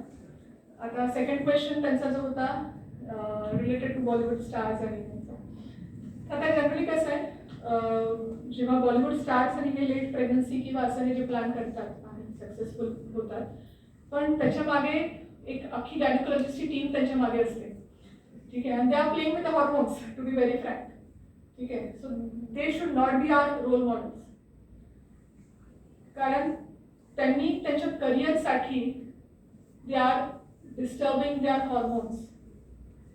So our physical and reproductive health is very important rather than our career. Even बरेचसे स्पोर्ट्समॅन आणि अशा पण महिला आहेत की ज्या रेग्युलर बेसिसवर मेन्सेस डिले करण्यासाठी पण बरेचसे पिल्स आणि हे घेतात, पण it affects the reproductive system. आणि शेवटी मग इव्हन आत्ताचं रिसेंट जे आहे मग सेरोगेसी पण अडॉप्ट करावी लागते अशा महिलांना किंवा बॉलिवूड हॉलिवूड स्टार्सला प्रेग्नन्सी ठेवण्यासाठी. सो आयुर्वेदाचं ओपिनियन असं आहे की स्त्रीचं हे जीवन जे आहे it should go in a natural way with the biological cycle. You should not play with the hormones or disturb the hormones by your mental stress or your diet or through external supplements of hormones. तिसरा प्रश्न जो माझा आहे तो असा की आपण flow बद्दल पण तुम्ही बरेच तुमचं जे काही पॉइंट्स आहेत ते स्लाइड्स मधून पण दाखवले. रुमॅटो आर्थरायटिस आजकाल खूपच कॉमन होत चाललंय, आमवात ज्याला आपण म्हणतो. तर मला असं म्हणायचं मॅडम की आमवाताचा कमी फ्लोशी खूप जास्त घनिष्ठ संबंध आहे का? खरंच त्याच्याने अफेक्ट होतं का? म्हणजे किंवा पुढे जाऊन प्रेग्नन्सीच्या पुढे वगैरे हा आंबट होण्याची शक्यता होते का, जेव्हा टीनेजमध्ये हा फ्लो प्रचंड कमी असतो त्यावेळेला? आंबात जो आहे साधारणतः सांध्यांच्या ठिकाणी सूज असते आणि प्रचंड प्रमाणात वेदना, त्याला संचारी वेदना असते, एक जॉईंट पासून दुसऱ्या जॉईंट आणि मग तिथे सूज येणं, प्रचंड वेदना होणं. तर हा आजकाल म्हणजे लेट एज म्हणजे जनरली 40 to 50 एजच्या पुढे हा सुरू होणारा जनरली आजार आहे. पण हा आता बऱ्याचशा अर्ली एजमध्ये पण दिसायला लागलेला आहे, साधारणतः 20 ऑनवर्ड्स. पण आता सध्या रिसेंटली एक पेशंट पण माझ्या इथे चालू आहे, she is only 24 years old and she is having rheumatoid arthritis problem. तर जेव्हा रेट्रोस्पेक्टिव्हली तिची हिस्ट्री घेतली तर तेव्हा मेन्सेसचा फ्लो कमी असणं किंवा मेन्सेस डिलेड होणं आणि अतिशय स्पॉटिंग स्वरूपातच फक्त रक्त अंगावरून जाणं अशी तिची हिस्ट्री होती. आणि तिचं हे जे आहे स्टिरॉइडल मेडिसिन्स तिने रुमॅटॉइड आर्थरायटिससाठी ॲलोपॅथिक ट्रीटमेंट घेतल्यानंतर ती माझ्याकडे आली होती. तर 1.5 ते 2 वर्ष चालतं allopathic treatment. Immediate pain relief मिळावा म्हणून जनरली स्टिरॉइडल मेडिसिन्स दिले जातात. स्टिरॉइडल मेडिसिन्समुळे तिचं पेन तात्पुरतं सबसाईड व्हायचं, पण शी हॅड वेट गेन आणि अगेन हॉर्मोनल डिस्टर्बन्सेस, मेन्सेस एक डिलेड होणं, तिचे मेन्सेसच 1.5-2 महिने यायचेच नाहीत आणि मग आले तरी पण फक्त स्पॉटिंग होऊन जायचं. It use continue only for half day or 1 day and she use to complete her menses this way. जर diet, again I come to diet, जर तुमचं डाएट हेल्दी असेल, तुम्ही रेग्युलर स्वरूपात एक्सरसाइज करत असाल, ठीक आहे, तर ही फिजिकल एक्सरसाइजमुळे होणारं तुमची त्याच्यामुळे डायजेस्टिव्ह सिस्टीम स्टेबल राहते. आयुर्वेदानुसार हे जे आमवाताचं प्रोडक्शन आहे, तर आम म्हणजे अनडायजेस्टेड फूड जे अक्युमुलेटेड राहतं आपल्या शरीरामध्ये, that starts affecting your other systems of the body, particularly your nervous system आणि जॉईंट्स, स्केलेटल सिस्टीम. तर आणि मग हळूहळू त्या सिस्टीम्सचा अफेक्ट म्हणजे तो आजार जेव्हा वाढायला लागतो, मग इतर सिस्टीम्स हळूहळू रिप्रोडक्टिव्ह सिस्टीम पण अफेक्ट व्हायला लागते. तर जर तुमची फिजिकल एक्सरसाइज डेली स्वरूपात असेल तर अनडायजेस्टेड फूड असं तुमच्या शरीरात साठवून राहणार नाही आणि त्याच्यामुळे मग हे आमवातासारखे आजार तुम्हाला होणार नाही. नेक्स्ट.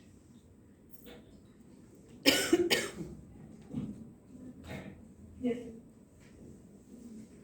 माझं नाव कल्याणी आहे आणि मी एक स्टुडंट आहे. आपली जनरली जेव्हा पाळी येते त्यावेळी मला माझी आई सांगते की आपण 14 दिवशी न्हायला पाहिजे, पण तुम्ही तुमच्या त्या सेशनमध्ये सांगितलं की आपण नाही न्हायला पाहिजे.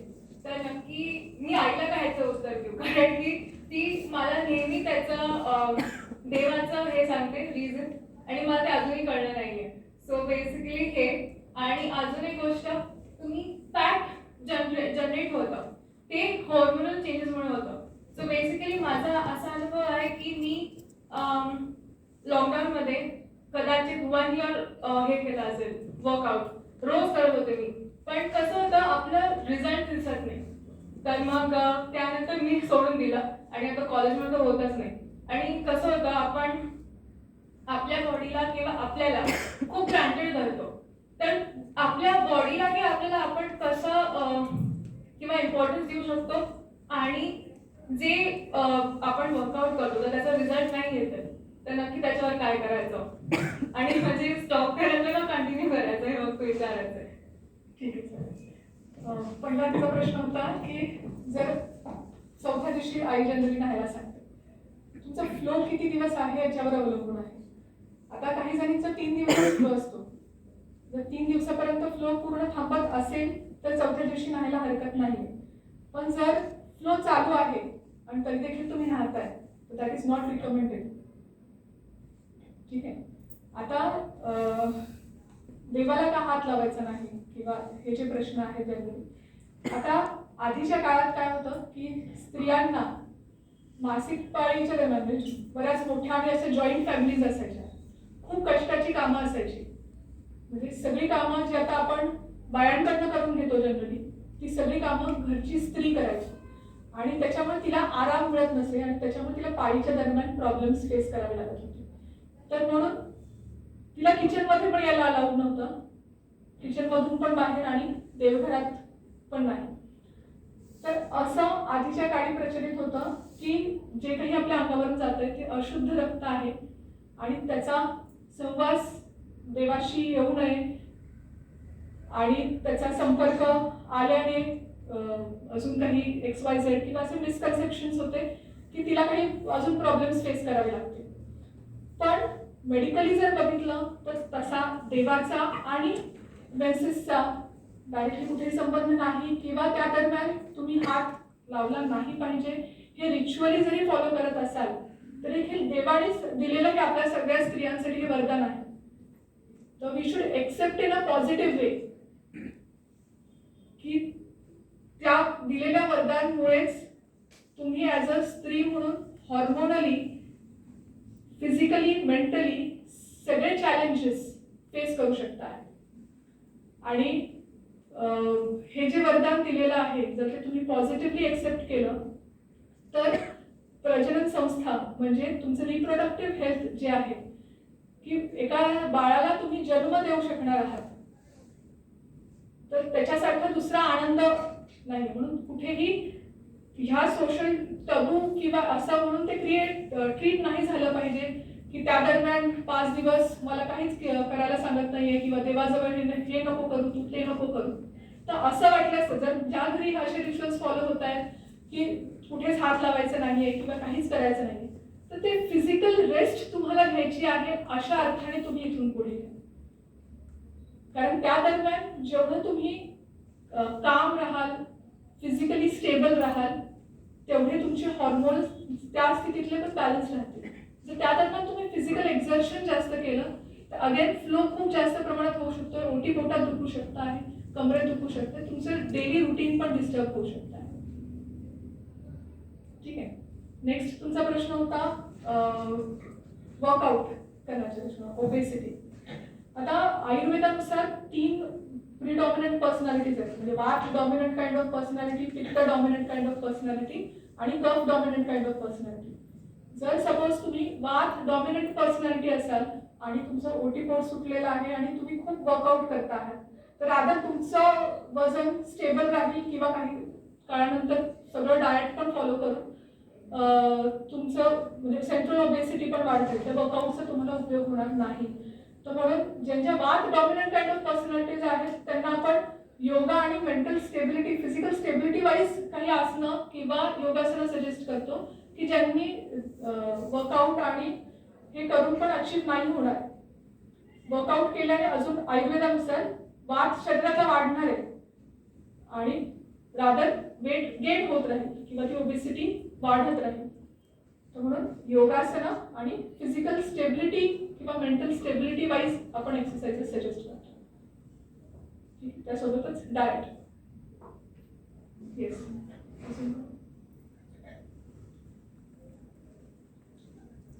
Good afternoon ma'am. ॲक्च्युली माझा प्रश्न असा होता की at the time of periods जर जास्त हेवी फ्लो जात असेल तर काय सजेशन असेल? म्हणजे हे जर 2-3 सायकल्स नंतर रिपीटेड राहिलं तर काय करू शकतो? म्हणजे जर 2-3 सायकल्स नंतर पण रिपीटेड राहत असेल आणि सपोज जे आता मी सांगितलेल्या होम रेमेडीज करून पण कंट्रोलमध्ये येत नसेल, ठीक आहे, तर सगळ्यात पहिले स्वतः थोडंसं अनालिसिस करून बघायचं की आपलं डाएट, आपलं डेली शेड्यूल कसं आहे, आपण कुठे काही चुकतो आहोत का, म्हणजे आपली झोप कुठे अपुरी होते आहे का, आपल्या डाएटमध्ये जे काही आपण घ्यायला पाहिजे ते घेतो आहोत का, मेंटल स्ट्रेस लेवल्स आपल्या कशा आहेत, आपण कुठले नॅचरल अर्जेस किंवा असे काही अवॉइड करतोय का, किंवा इन केस आपल्याला कुठलं तरी इन्फेक्शन टाईप आहे पण आपण कुठेतरी इग्नोर किंवा निग्लेक्ट करतो आहोत का. जर इन केस याच्यापैकी काही उत्तरं तुम्हाला इव्हॅल्युएट होत असतील तर तुम्ही ते करेक्ट करून 2 महिने अगेन वाट बघू शकता की नेक्स्ट मेन्सेसच्या फ्लोमध्ये काही फरक पडतोय का. तरी देखील जर पडत नसेल किंवा खूपच जास्त फ्लो होत असेल आणि तुम्हाला थकवा किंवा डेली रुटीनमध्ये पण डिस्टर्बन्सेस होत असतील तर मग आयदर गायनेकोलॉजिस्ट किंवा आयुर्वेद डॉक्टरांना तुम्ही अप्रोच करू शकता. Yes, next. Usually we say that pain is there in the initial days of the menses, right? But some people have at the end of menses. Why?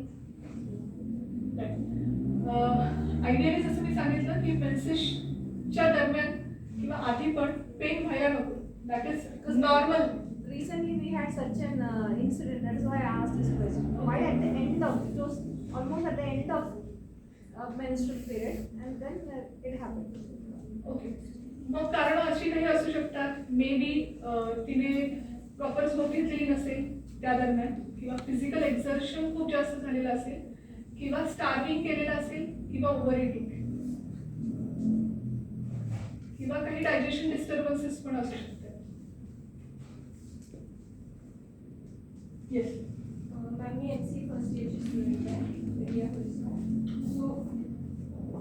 जसं तुम्ही सांगितलं की पेन नाही व्हायला पाहिजे पिरियड, तर मला पिरियड्सच्या वेळेस ना क्लॉट्स खूप जातात आणि खूप पेन असतं. म्हणजे स्टार्टिंगचे 3 दिवस हेवी फ्लो असतो, खूप पेन असते. प्लस जर मी काही खाल्लं किंवा काही पाणी पण पिलं तर मला वॉमिट्स होतात, काहीच डायजेस्ट होत नाही. आणि जसं तुम्ही होम रेमेडीज सांगितलं होतं त्याच्यामध्ये जे शेकायचं होतं वॉटर बॅगिंग ते मी शेकते, त्याने मला रिलीफ पण मिळतो. पण जेवढा वेळ मी शेकत राहील तेवढ्या वेळेस रिलीफ असतो. मग जर ते मी साईडला ठेवून दिलं, थोडी फिरली वगैरे तर परत पेन स्टार्ट होतो. ओके. असं. तर मग त्याला काय करू शकतो म्हणजे अजून? पेन किलर्स किंवा असं पण काही घेता का? हां मॅम, मेफ्टाल ती घेते, म्हणजे ती घ्यावंच लागते, नाहीतर खूपच त्रास होतो, चालायला पण नाही होत मला मग. Okay okay okay. अगेन जेव्हा अशा प्रकारचे मेन्स्ट्रुअल प्रॉब्लेम्स येतात तर पहिले सेल्फ अनालिसिस की आपण आपलं डेली रुटीन काय आहे, आपण हे सगळं खातोय का, हे अनालिसिस करणं खूप गरजेचं आहे. म्हणजे before going to a doctor or a gynaecologist. ठीक आहे. तर आताच्या सेशनमधून तुम्हाला लक्षात आलेलं आहे की आपलं डेली रुटीन व्यवस्थित असणं, फिजिकल एक्सरसाइज आणि डाएट हे व्यवस्थित असणं खूप गरजेचं आहे तुमचे मेन्स्ट्रुअल दरम्यानचे सिम्पटम्स कंट्रोलमध्ये, किंवा ते होऊच नाही अशा दृष्टिकोनातून. ठीक आहे. आता जर तुम्हाला होत आहेत, ठीक आहे, आज घरी जाऊन इव्हन आईसोबत पण हे ओपनली डिस्कस करा आणि आईला किंवा मावशी किंवा आत्याला पण असे काही प्रॉब्लेम्स त्यांनी फेस केले होते का हे पण विचारा. हा, माझ्या आईला व्हायचे. आईला नसेल, पण आता आफ्टर सर्टन एज ते थांबले असतील. May be after marriage. हो, तिला आता नाही होत, पण आधीच्या एजमध्ये म्हणजे माझ्या टीनेजमध्ये तिला पण व्हायचं. हो. मग आता जनरली पुन्हा काय होतं की अशा केसमध्ये आईकडनं पण आपल्याला जनरली उत्तर मिळतं की मला पण होत होतं, तर तुला पण होईलच आणि तुलाही सहन करावंच लागेल. ठीक आहे. तर आयडियली हे सहन करायचं नाही आपल्याला. ठीक आहे. तर मी आता ज्या तुम्हाला अजून दुसऱ्या होम रेमेडीज सांगितल्या त्याच्यामधलं जे आहे टर्मरिक मिल्क, तर आता रेग्युलर बेसिसवर, फक्त दुखलं कीच नाही तर रेग्युलर बेसिसवर सकाळी आणि संध्याकाळच्या वेळी तुम्ही हळदीचं दूध घेऊ शकता. सेकंड इज फ्लॅक्स सीड्स जे आहेत, ठीक आहे, तर त्या 1 चमचा रोज. ठीक आहे. त्याच्यानंतर इवन अनियन ज्यूस जे आहे, 1 कांद्याचा रस आणि ओव्याचं पाणी, हे इमिजिएट पेन रिलीफ देणारं पण आहे. अर्धा चमचा ओवा 1 कप पाण्यात टाकून उकळून घ्यायचा, अर्धा कप रम द्यायचा, तो अर्धा कप इमिजिएटली प्यायचा. ठीक आहे. तुम्ही ह्या होम रेमेडीज 2 महिने करून बघा. तुमच्या मेन्सेसच्या याच्यात पेनमध्ये काही फरक पडतोय का बघा. प्लस हे जे मी आता डाएट आणि याचं पण जे सांगितलं आहे तर ते पण इम्प्लिमेंट करा. आणि तरी देखील जर फरक पडत नसेल काहीच, ठीक आहे, तर मग नक्कीच एखाद्या गायनेकोलॉजिस्ट किंवा आयुर्वेद डॉक्टरांना अप्रोच करू शकता. Thank you.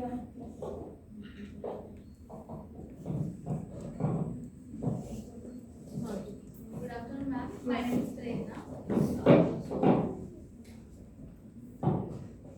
Ma'am, my question is like तुम्ही 3 गोष्टींबद्दल सांगितलं, कफ, वात आणि पित्त.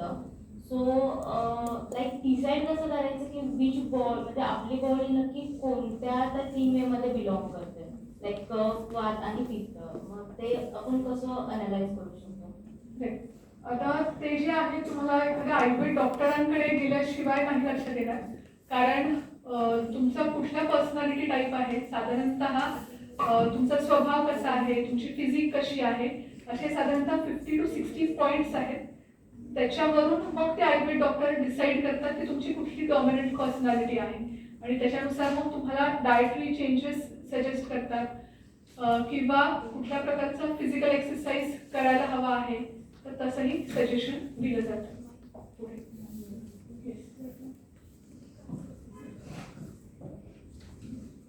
मॅम, मी Sonali Patil MBA student. Ma'am, मला विचारायचं होतं म्हणजे आता काहींना कसं आठवड्याभर फ्लो आणि काहींना म्हणजे 2 दिवसच होतो. माझं पर्टिक्युलर असतं का म्हणजे एवढे दिवस स्टॉपला झालाच पाहिजे? साधारणतः 3 ते 7 दिवस फ्लो होणं हे नॉर्मल मानलेलं आहे.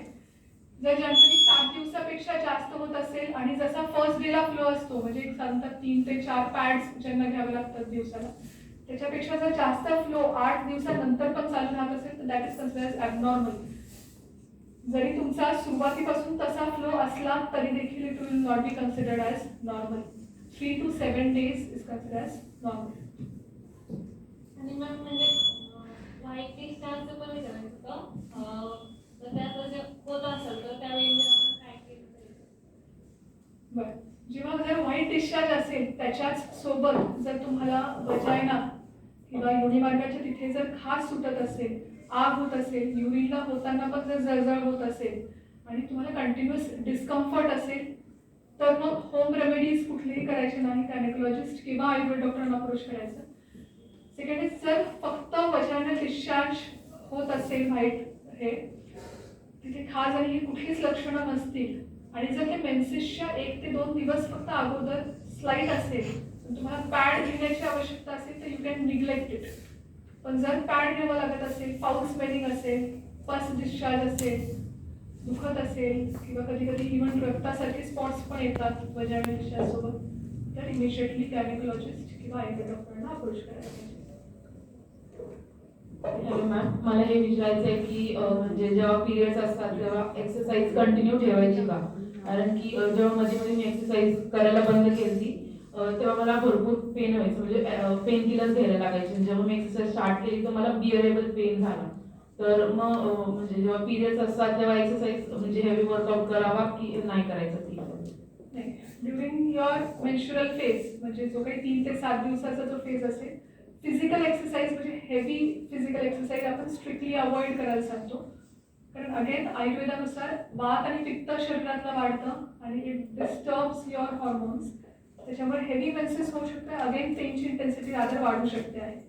आता तुम्ही जे म्हणताय की मे बी कधी कधी तुम्ही केलेला आहे आणि पेनची may be just a coincidence की पेनची इंटेन्सिटी तुम्हाला तेव्हा कमी जाणवली. मे बी तुमचं तेव्हा डाएट व्यवस्थित असेल, झोप ॲडिक्वेट घेतली असेल किंवा हे फॅक्टर्स असू शकतात. पण 3 to 7 days जेव्हा मेन्स्ट्रुअल फ्लो आहे, no heavy physical exercise strictly. One more question. As a precautionary measure, like before our expected date of menses, or maybe after the 5th or 6th day, we always keep pad as a precautionary measure. Then also it is required that we have to change it maybe every 3 or 4 hours. Yes. That is maybe I think something everybody should know, right? Right. Because as a precautionary measure पण जेव्हा आपण pad वापरतो आहोत तेव्हा आपल्या याच्यातून जे काही वजायनल सिक्रिशन्स होत असतात स्लाईड स्वरूपात किंवा कधी कधी युरिनेशन झाल्यानंतर पण युरिन ड्रॉपलेट्स काही इव्हन आपल्या पॅड्सला पण लागून राहू शकतात. जर आपण मेन्सेस आलेले नाहीत आणि तरी देखील पॅड्स आपण ॲटलिस्ट 2 to 3 टाइम्स चेंज झालेच पाहिजे. नाहीतर अगेन त्या युरिनरी ड्रॉपलेट्स किंवा जे काही वजायनल सिक्रिशन्स आहेत त्याच्यामुळे पण तिथे स्किन रॅशेस येणं किंवा तिथे आग होणं किंवा इन्फेक्शन्स, युरिनरी ट्रॅक्ट इन्फेक्शन्स हे पण फेस करावे लागू शकतात. येस.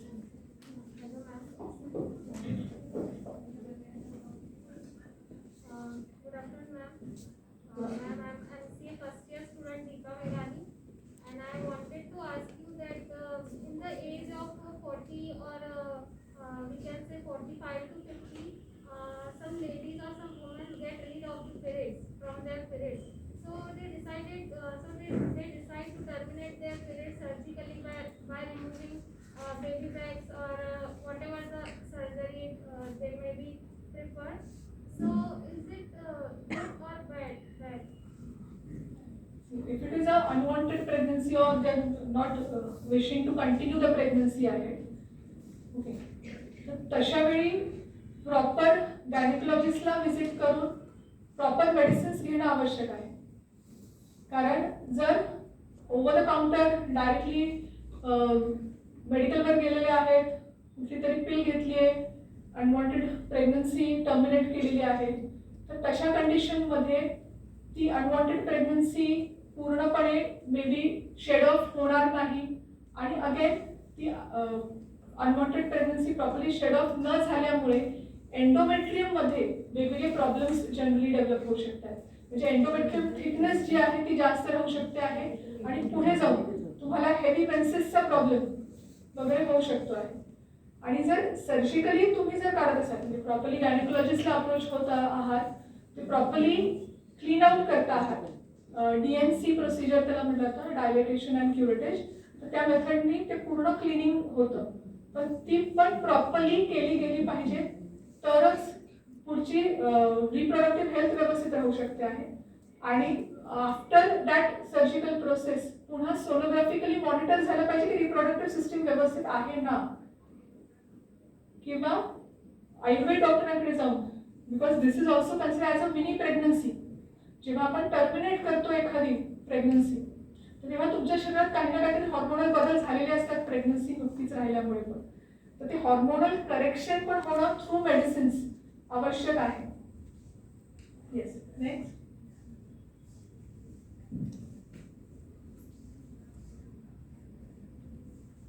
आय एम हॅपी की बरेच जण ओपन आउट होत आहेत आणि क्वेश्चन्स विचारतात. Ma'am, my question is related to vaginal hygiene. So nowadays there are various products available for vaginal hygiene. So what's your advice? Like, should we use or should we not?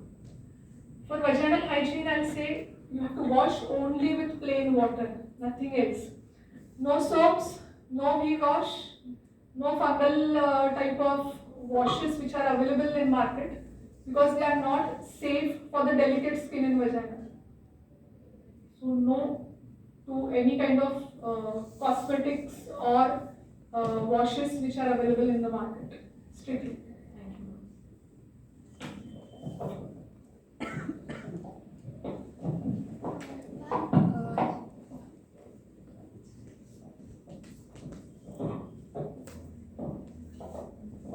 Hello ma'am, मुझे irregularities के लिए एक बारे में पूछना था. Like मेरे को मतलब पहले से इरेगुलर पीरियड्स है. जस्ट स्टैंड लिटिल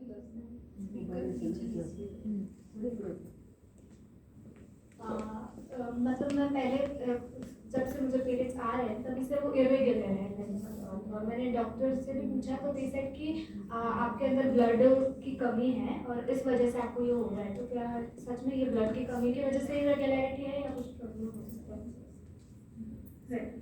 अगर ये आपके मेंसेस शुरू होने के तुरंत बाद से ही इरेगुलरिटी है, राइट, तो it may B anaemia is also one of the cause. मतलब खून की कमी होना ये एक कॉज है.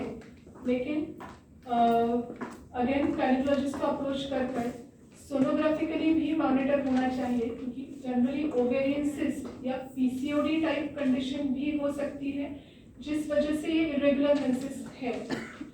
सो सोनोग्राफी भी करनी जरूरी है बिकॉज आगे की रिप्रोडक्टिव हेल्थ अच्छी रहेगी. If at the initial stages if PCOD और ओवेरियन सिस्ट की मैनेजमेंट अच्छी तरह हो जाती है तो आगे की फिर रिप्रोडक्टिव हेल्थ या एंड मेंस्ट्रुअल हेल्थ आपकी अच्छी रहेगी.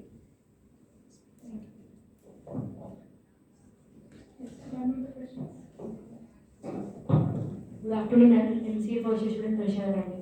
मॅम, मला असा क्वेश्चन होता की मला रेग्युलर असं दररोज व्हाईट डिस्चार्ज होत असं, is it good or bad?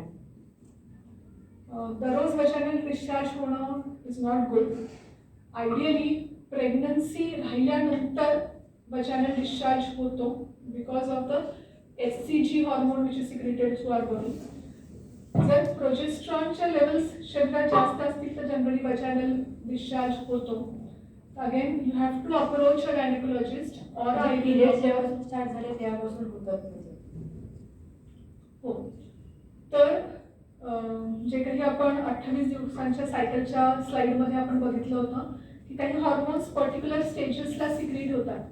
जर प्रोजेस्ट्रॉन आणि इस्ट्रोजन हॉर्मोन्स हे वेळेवर सिक्रीट नाही झाले म्हणजे 14व्या दिवसाच्या पुढे जनरली इस्ट्रोजन हॉर्मोन सिक्रीट होतं आणि त्याच्यानंतर progesterone hormone prior to menses किंवा मेन्सेसच्या दरम्यान पण स्लाइड स्वरूपात असतात. जर याच्यामध्ये जर इम्बॅलन्स असेल तर जनरली वजानल डिस्चार्ज हा थ्रूआउट राहतो. किंवा दुसरं कारण असं असू शकतं आहे की जर युरिनरी ट्रॅक्ट इन्फेक्शन्स जर वारंवार होत असतील तर त्याच्यामुळे पण वजानल डिस्चार्ज हा थ्रूआउट राहू शकतो आहे. म्हणजे युरिन झाल्यावरती असं मध्येच फक्त युरिन झाल्यावर जाणवत आहे. ठीक आहे, युरिन झाल्यावर पण जे जाणवत आहे तर मे बी वजानल ट्रॅक्ट इन्फेक्शन असू शकतं आहे. You have to get evaluated कशामुळे ते वजानल डिस्चार्ज होतो आहे. It should not be neglected.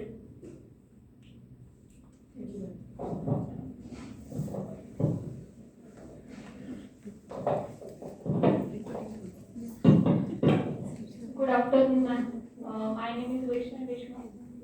तर माझा क्वेश्चन असा होता की आत्ता मला पिरियड चालू आहे, आज सेकंड डे माझा. ओके, सो मला आहे ना मंथमधून 2दा येतात म्हणजे 15-15 दिवसाला येतात, लवकर येतात पिरियड्स.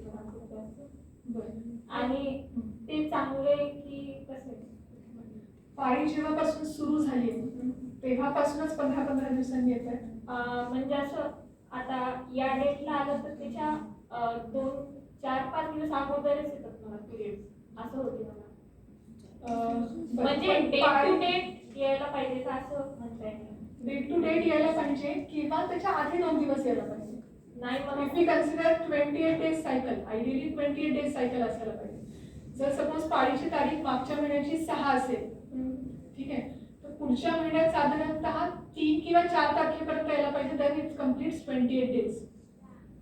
डेटवर पण येणं म्हणजे again it will be 30-31 days. आणि मॅम मला पिरियडच्या वेळेस असं चिडचिड होते आणि खूप असं पोट दुखतं, असं म्हणजे असं पायाला ते गोळे येतात, तसं चालू वाटत नाही, खूप जास्त होतं मला. राईट. पर्टिक्युलरली मेन्सेसच्या दरम्यान पाण्याचा इंटेक आणि ज्युसेसचा इंटेक किंवा नारळ पाणी आणि सिट्रस ज्युसेसचा इंटेक वाढला पाहिजे. आता तुम्ही जेव्हा कॉलेजमध्ये येताय, मेन्सेसची फेज आहे, तर तुम्ही लिंबू सरबत जे आहे सोबत कॅरी करू शकता आहात किंवा ऑरेंज ज्यूस किंवा ऑरेंजेस सोबत कॅरी करू शकता आहात जेव्हा सीझन आहे तेव्हा, किंवा ज्युसी फ्रुट्स जे आहेत, ठीक आहे, तर त्याचा इंटेक मेन्सेसच्या दरम्यान वाढवा. पर्टिक्युलर इव्हन पोमोग्रॅनेट पण. तर त्याने ही जी होणारी चिडचिड आहे, आयुर्वेदानुसार डाळिंब हे जे आहे शरीरातलं पित्त लेवल्स पण कमी करतं, त्याच्यामुळे होणारी चिडचिड पण बरीचशी कंट्रोलमध्ये येऊन जाते. म्हणून ते एक तुम्ही फॉलो करू शकताय. आणि मेडिटेशन सगळ्यात पहिले सुरू करा. कारण जनरली काय होतं की आपली एक सायकल जेव्हा सेट झालेली असते की मला आता पुढची पाळी येणार आहे, मग त्या दरम्यान मला हा त्रास होणार आहे, की जी आपली ऑलरेडी नेगेटिव्हिटी सेट असते, ठीक आहे, ती नेगेटिव्हिटी कंट्रोलमध्ये यायला मदत होईल. आणि मग सेल्फ पॉझिटिव्ह अफर्मेशन्स आपल्याला दिले की मला कुठल्याच पाळीच्या वेळेस आता मला इथून पुढे त्रास होणार नाही, ठीक आहे. कधी कधी असं टॅबलेट पण घ्यावं लागतात एवढं ते, म्हणजे पिरियडच्या वेळेस. पिरियडच्या दरम्यान. तर आपण जे आता होम रेमेडीज तुम्हाला जे सांगितलेत, म्हणजे हॉट वॉटर बॅग किंवा जिंजर टी किंवा सिनेमम टी, त्याच्यानंतर अनियन ज्यूस, कॅरम सीड्सचं हे जे सांगितलं म्हणजे ओव्याचं पाणी आणि काढा, तर हे तुम्ही अगेन 2 ते 3 महिने इम्प्लिमेंट करून बघा along with proper daily schedule, diet, yoga, exercise, meditation. आणि तरी देखील जर त्याच्यामध्ये दुखण्यामध्ये जर काहीच फरक नसेल पडत, then you approach a gynaecologist or Ayurveda. Thank you. Yes.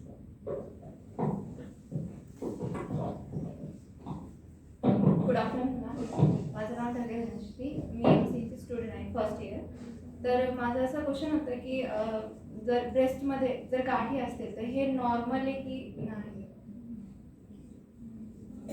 ब्रेस्टमध्ये गाठी येणं जे आहे, बरं झालं आठवण केली, कारण आपल्याला at the end of the session मी सांगितलं होतं की breast examination, self breast examination पण मी आज शिकवणार आहे. तर हे ज्या गाठी होणं जे आहे, again due to hormonal disturbances, generally fibroadenomas त्याला म्हटलं जातं, या ज्या गाठी येतात ते.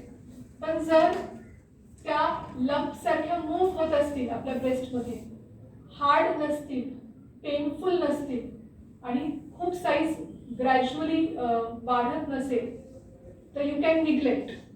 बट जर त्या वाढत असतील, मेन्सेसच्या दरम्यान किंवा मेन्सेसच्या आधी त्या पेनफुल राहत आहेत आणि इवन ब्रा घालणं पण अवघड जात आहे, then you have to surely consult a doctor और गायनेकोलॉजिस्ट की ज्याने ट्रीटमेंट प्रॉपर होईल. कधी कधी त्या ज्या गाठी निर्माण होतात, या ज्यांना साईजमध्ये वाढायला लागतात, सर्जिकली ते ऑपरेट करून काढून पण टाकतात, पण त्या पुन्हा पुन्हा होण्याची पण शक्यता असते.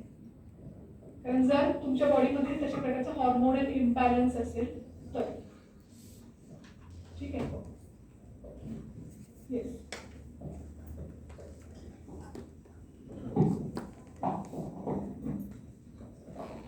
ब्रेस्ट एक्झामिनेशनचे सांगून दिलं तर that end the session.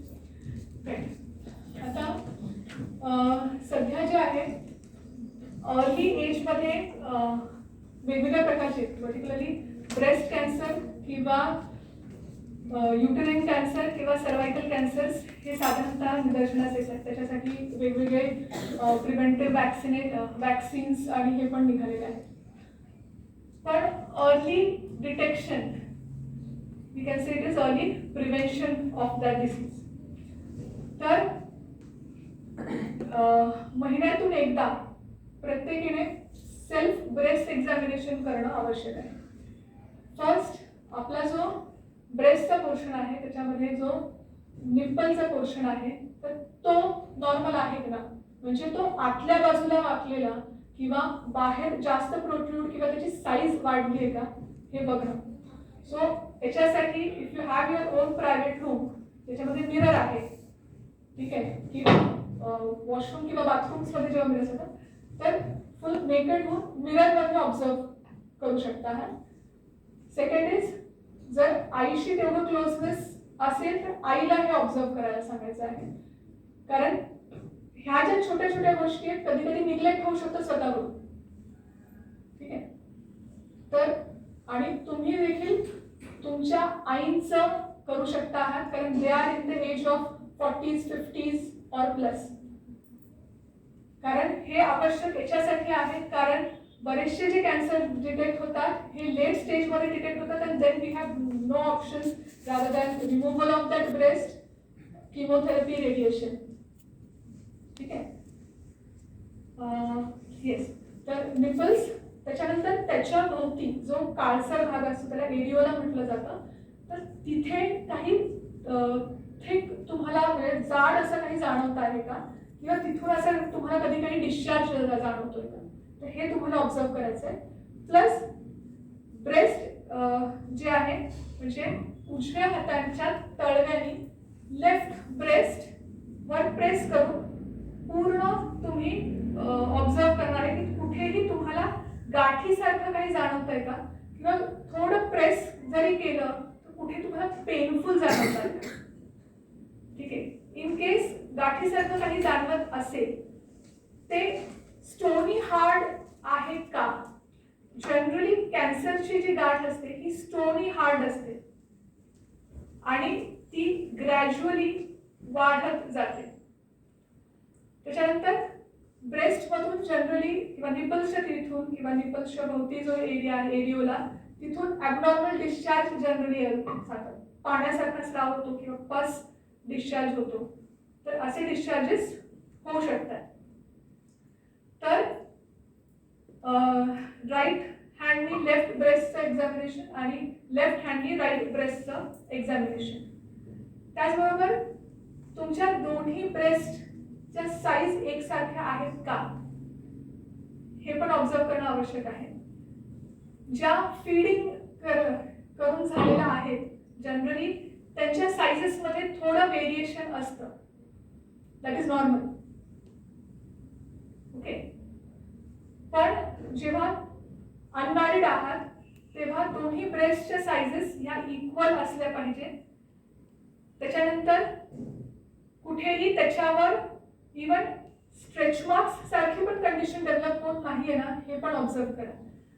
That will be a first indication of your obesity. कारण फॅट ॲक्युम्युलेशन ब्रेस्ट आणि ओटीपोटावर जास्त प्रमाणात होतं. जर स्ट्रेच मार्क्स तुमच्या ब्रेस्टवर पण दिसत आहेत तर you have to approach your gynaecologist, ठीक आहे. तर हे सेल्फ ब्रेस्ट एक्झामिनेशन तुम्ही स्वतः करा, मैत्रिणींनाही शिकवा आणि आईलाही शिकवा आणि करायला लावा. It will be very helpful for prevention of deadly diseases like breast cancer. Thank you very much.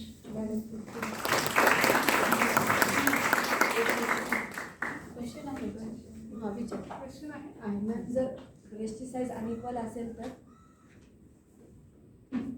जर ब्रेस्टची साईज अनइक्वल असेल तर लेडी गायनेकोलॉजिस्टला किंवा लेडी आयुर्वेद डॉक्टरांना अप्रोच करून त्याच्यात काही गाठी आहेत का तर ते डॉक्टरांकडून ब्रेस्ट एक्झामिनेशन एकदा करून. आणि ब्रास जे पॅडेड यूज करायचे कसं कुठले यूज करतात करायचे. आता ब्रेस्ट साईज जनरली वाढवण्याच्या दृष्टिकोनातून पण बऱ्याचशा मुली ॲबनॉर्मल साईज ऑफ ब्रा पण वापरतात किंवा पॅडेड ब्राज वापरतात, तर त्याच्यामुळे पण चेस्ट टाईटनेस जनरली डेव्हलप होतो आणि त्याच्यामुळे पण जे पर्टिक्युलरली इस्ट्रोजन नावाचं हॉर्मोन आहे त्याच्या सिक्रिशन्समध्ये डिस्टर्बन्सेस क्रिएट होतात आणि मग जनरली कॉटन ब्राज आपण सजेस्ट करतो वापरायसाठी. वी शुड बी कम्फर्टेबल, खूप जास्त लूज नाही, खूप जास्त टाईट नाही. आणि प्रेफरेबली आपण रात्रीच्या वेळेस ब्रा काढून ठेवायला सांगतो, और you have to loosen your bra. ठीक आहे. मॅम, जर ब्रेस्टमध्ये तुम्ही आता बोललात की गाठ जर कडक असेल तर ते कॅन्सरचे असू शकते. असू शकते. अच्छा, मग तोच क्वेश्चन होता. राईट, असू शकते. आणि जर तुम्हाला तसं काही डाऊट वाटत असेल तर ते you can approach gynaecologist or Ayurveda doctor. मग पुढे त्याची टेस्टिंग करून हे करू शकतो. तर असं काही वाटलं तर. Mostly girls wear wired bras. So that is it is written that in the packet also that it should not be worn for so many hours. Right. So they don't read that, but they use it for entire day. That is also maybe something we have to tell them not to be used. Yes, wired bras. I also suggest it should not be worn more than 3 to 4 hours rather. Yes, thank you.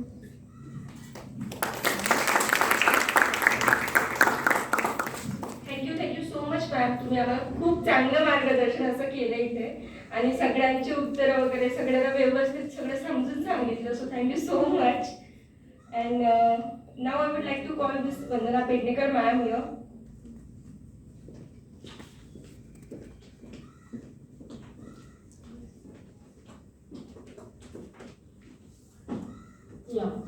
Once again, good afternoon. So this is session 1. We are concluding, and this is one-day workshop under this Nirbhay Kanya Abhiyan. So session 1 was on women health and issues. So I would like to thank you, Dr. Preeti Deshmukh. So we are meeting first time, and we are contacting on phone. So I observed basically my parents. काय म्हणते त्यांनी दिलेल्या गिफ्टमुळे I am a healthy child, not by look even, but very rarely meet to doctor, but you are the first doctor to whom I want to meet again and again. Very sweetly you answered questions and I am very happy. All my students asked, almost everybody asked you questions. So I think Renu ma'am, this is the best time we have arranged the session. Everybody needs it. So thank you ma'am, thanks a lot. And we hope that this conversation and your support, your guidance will be in the future also. Thank you.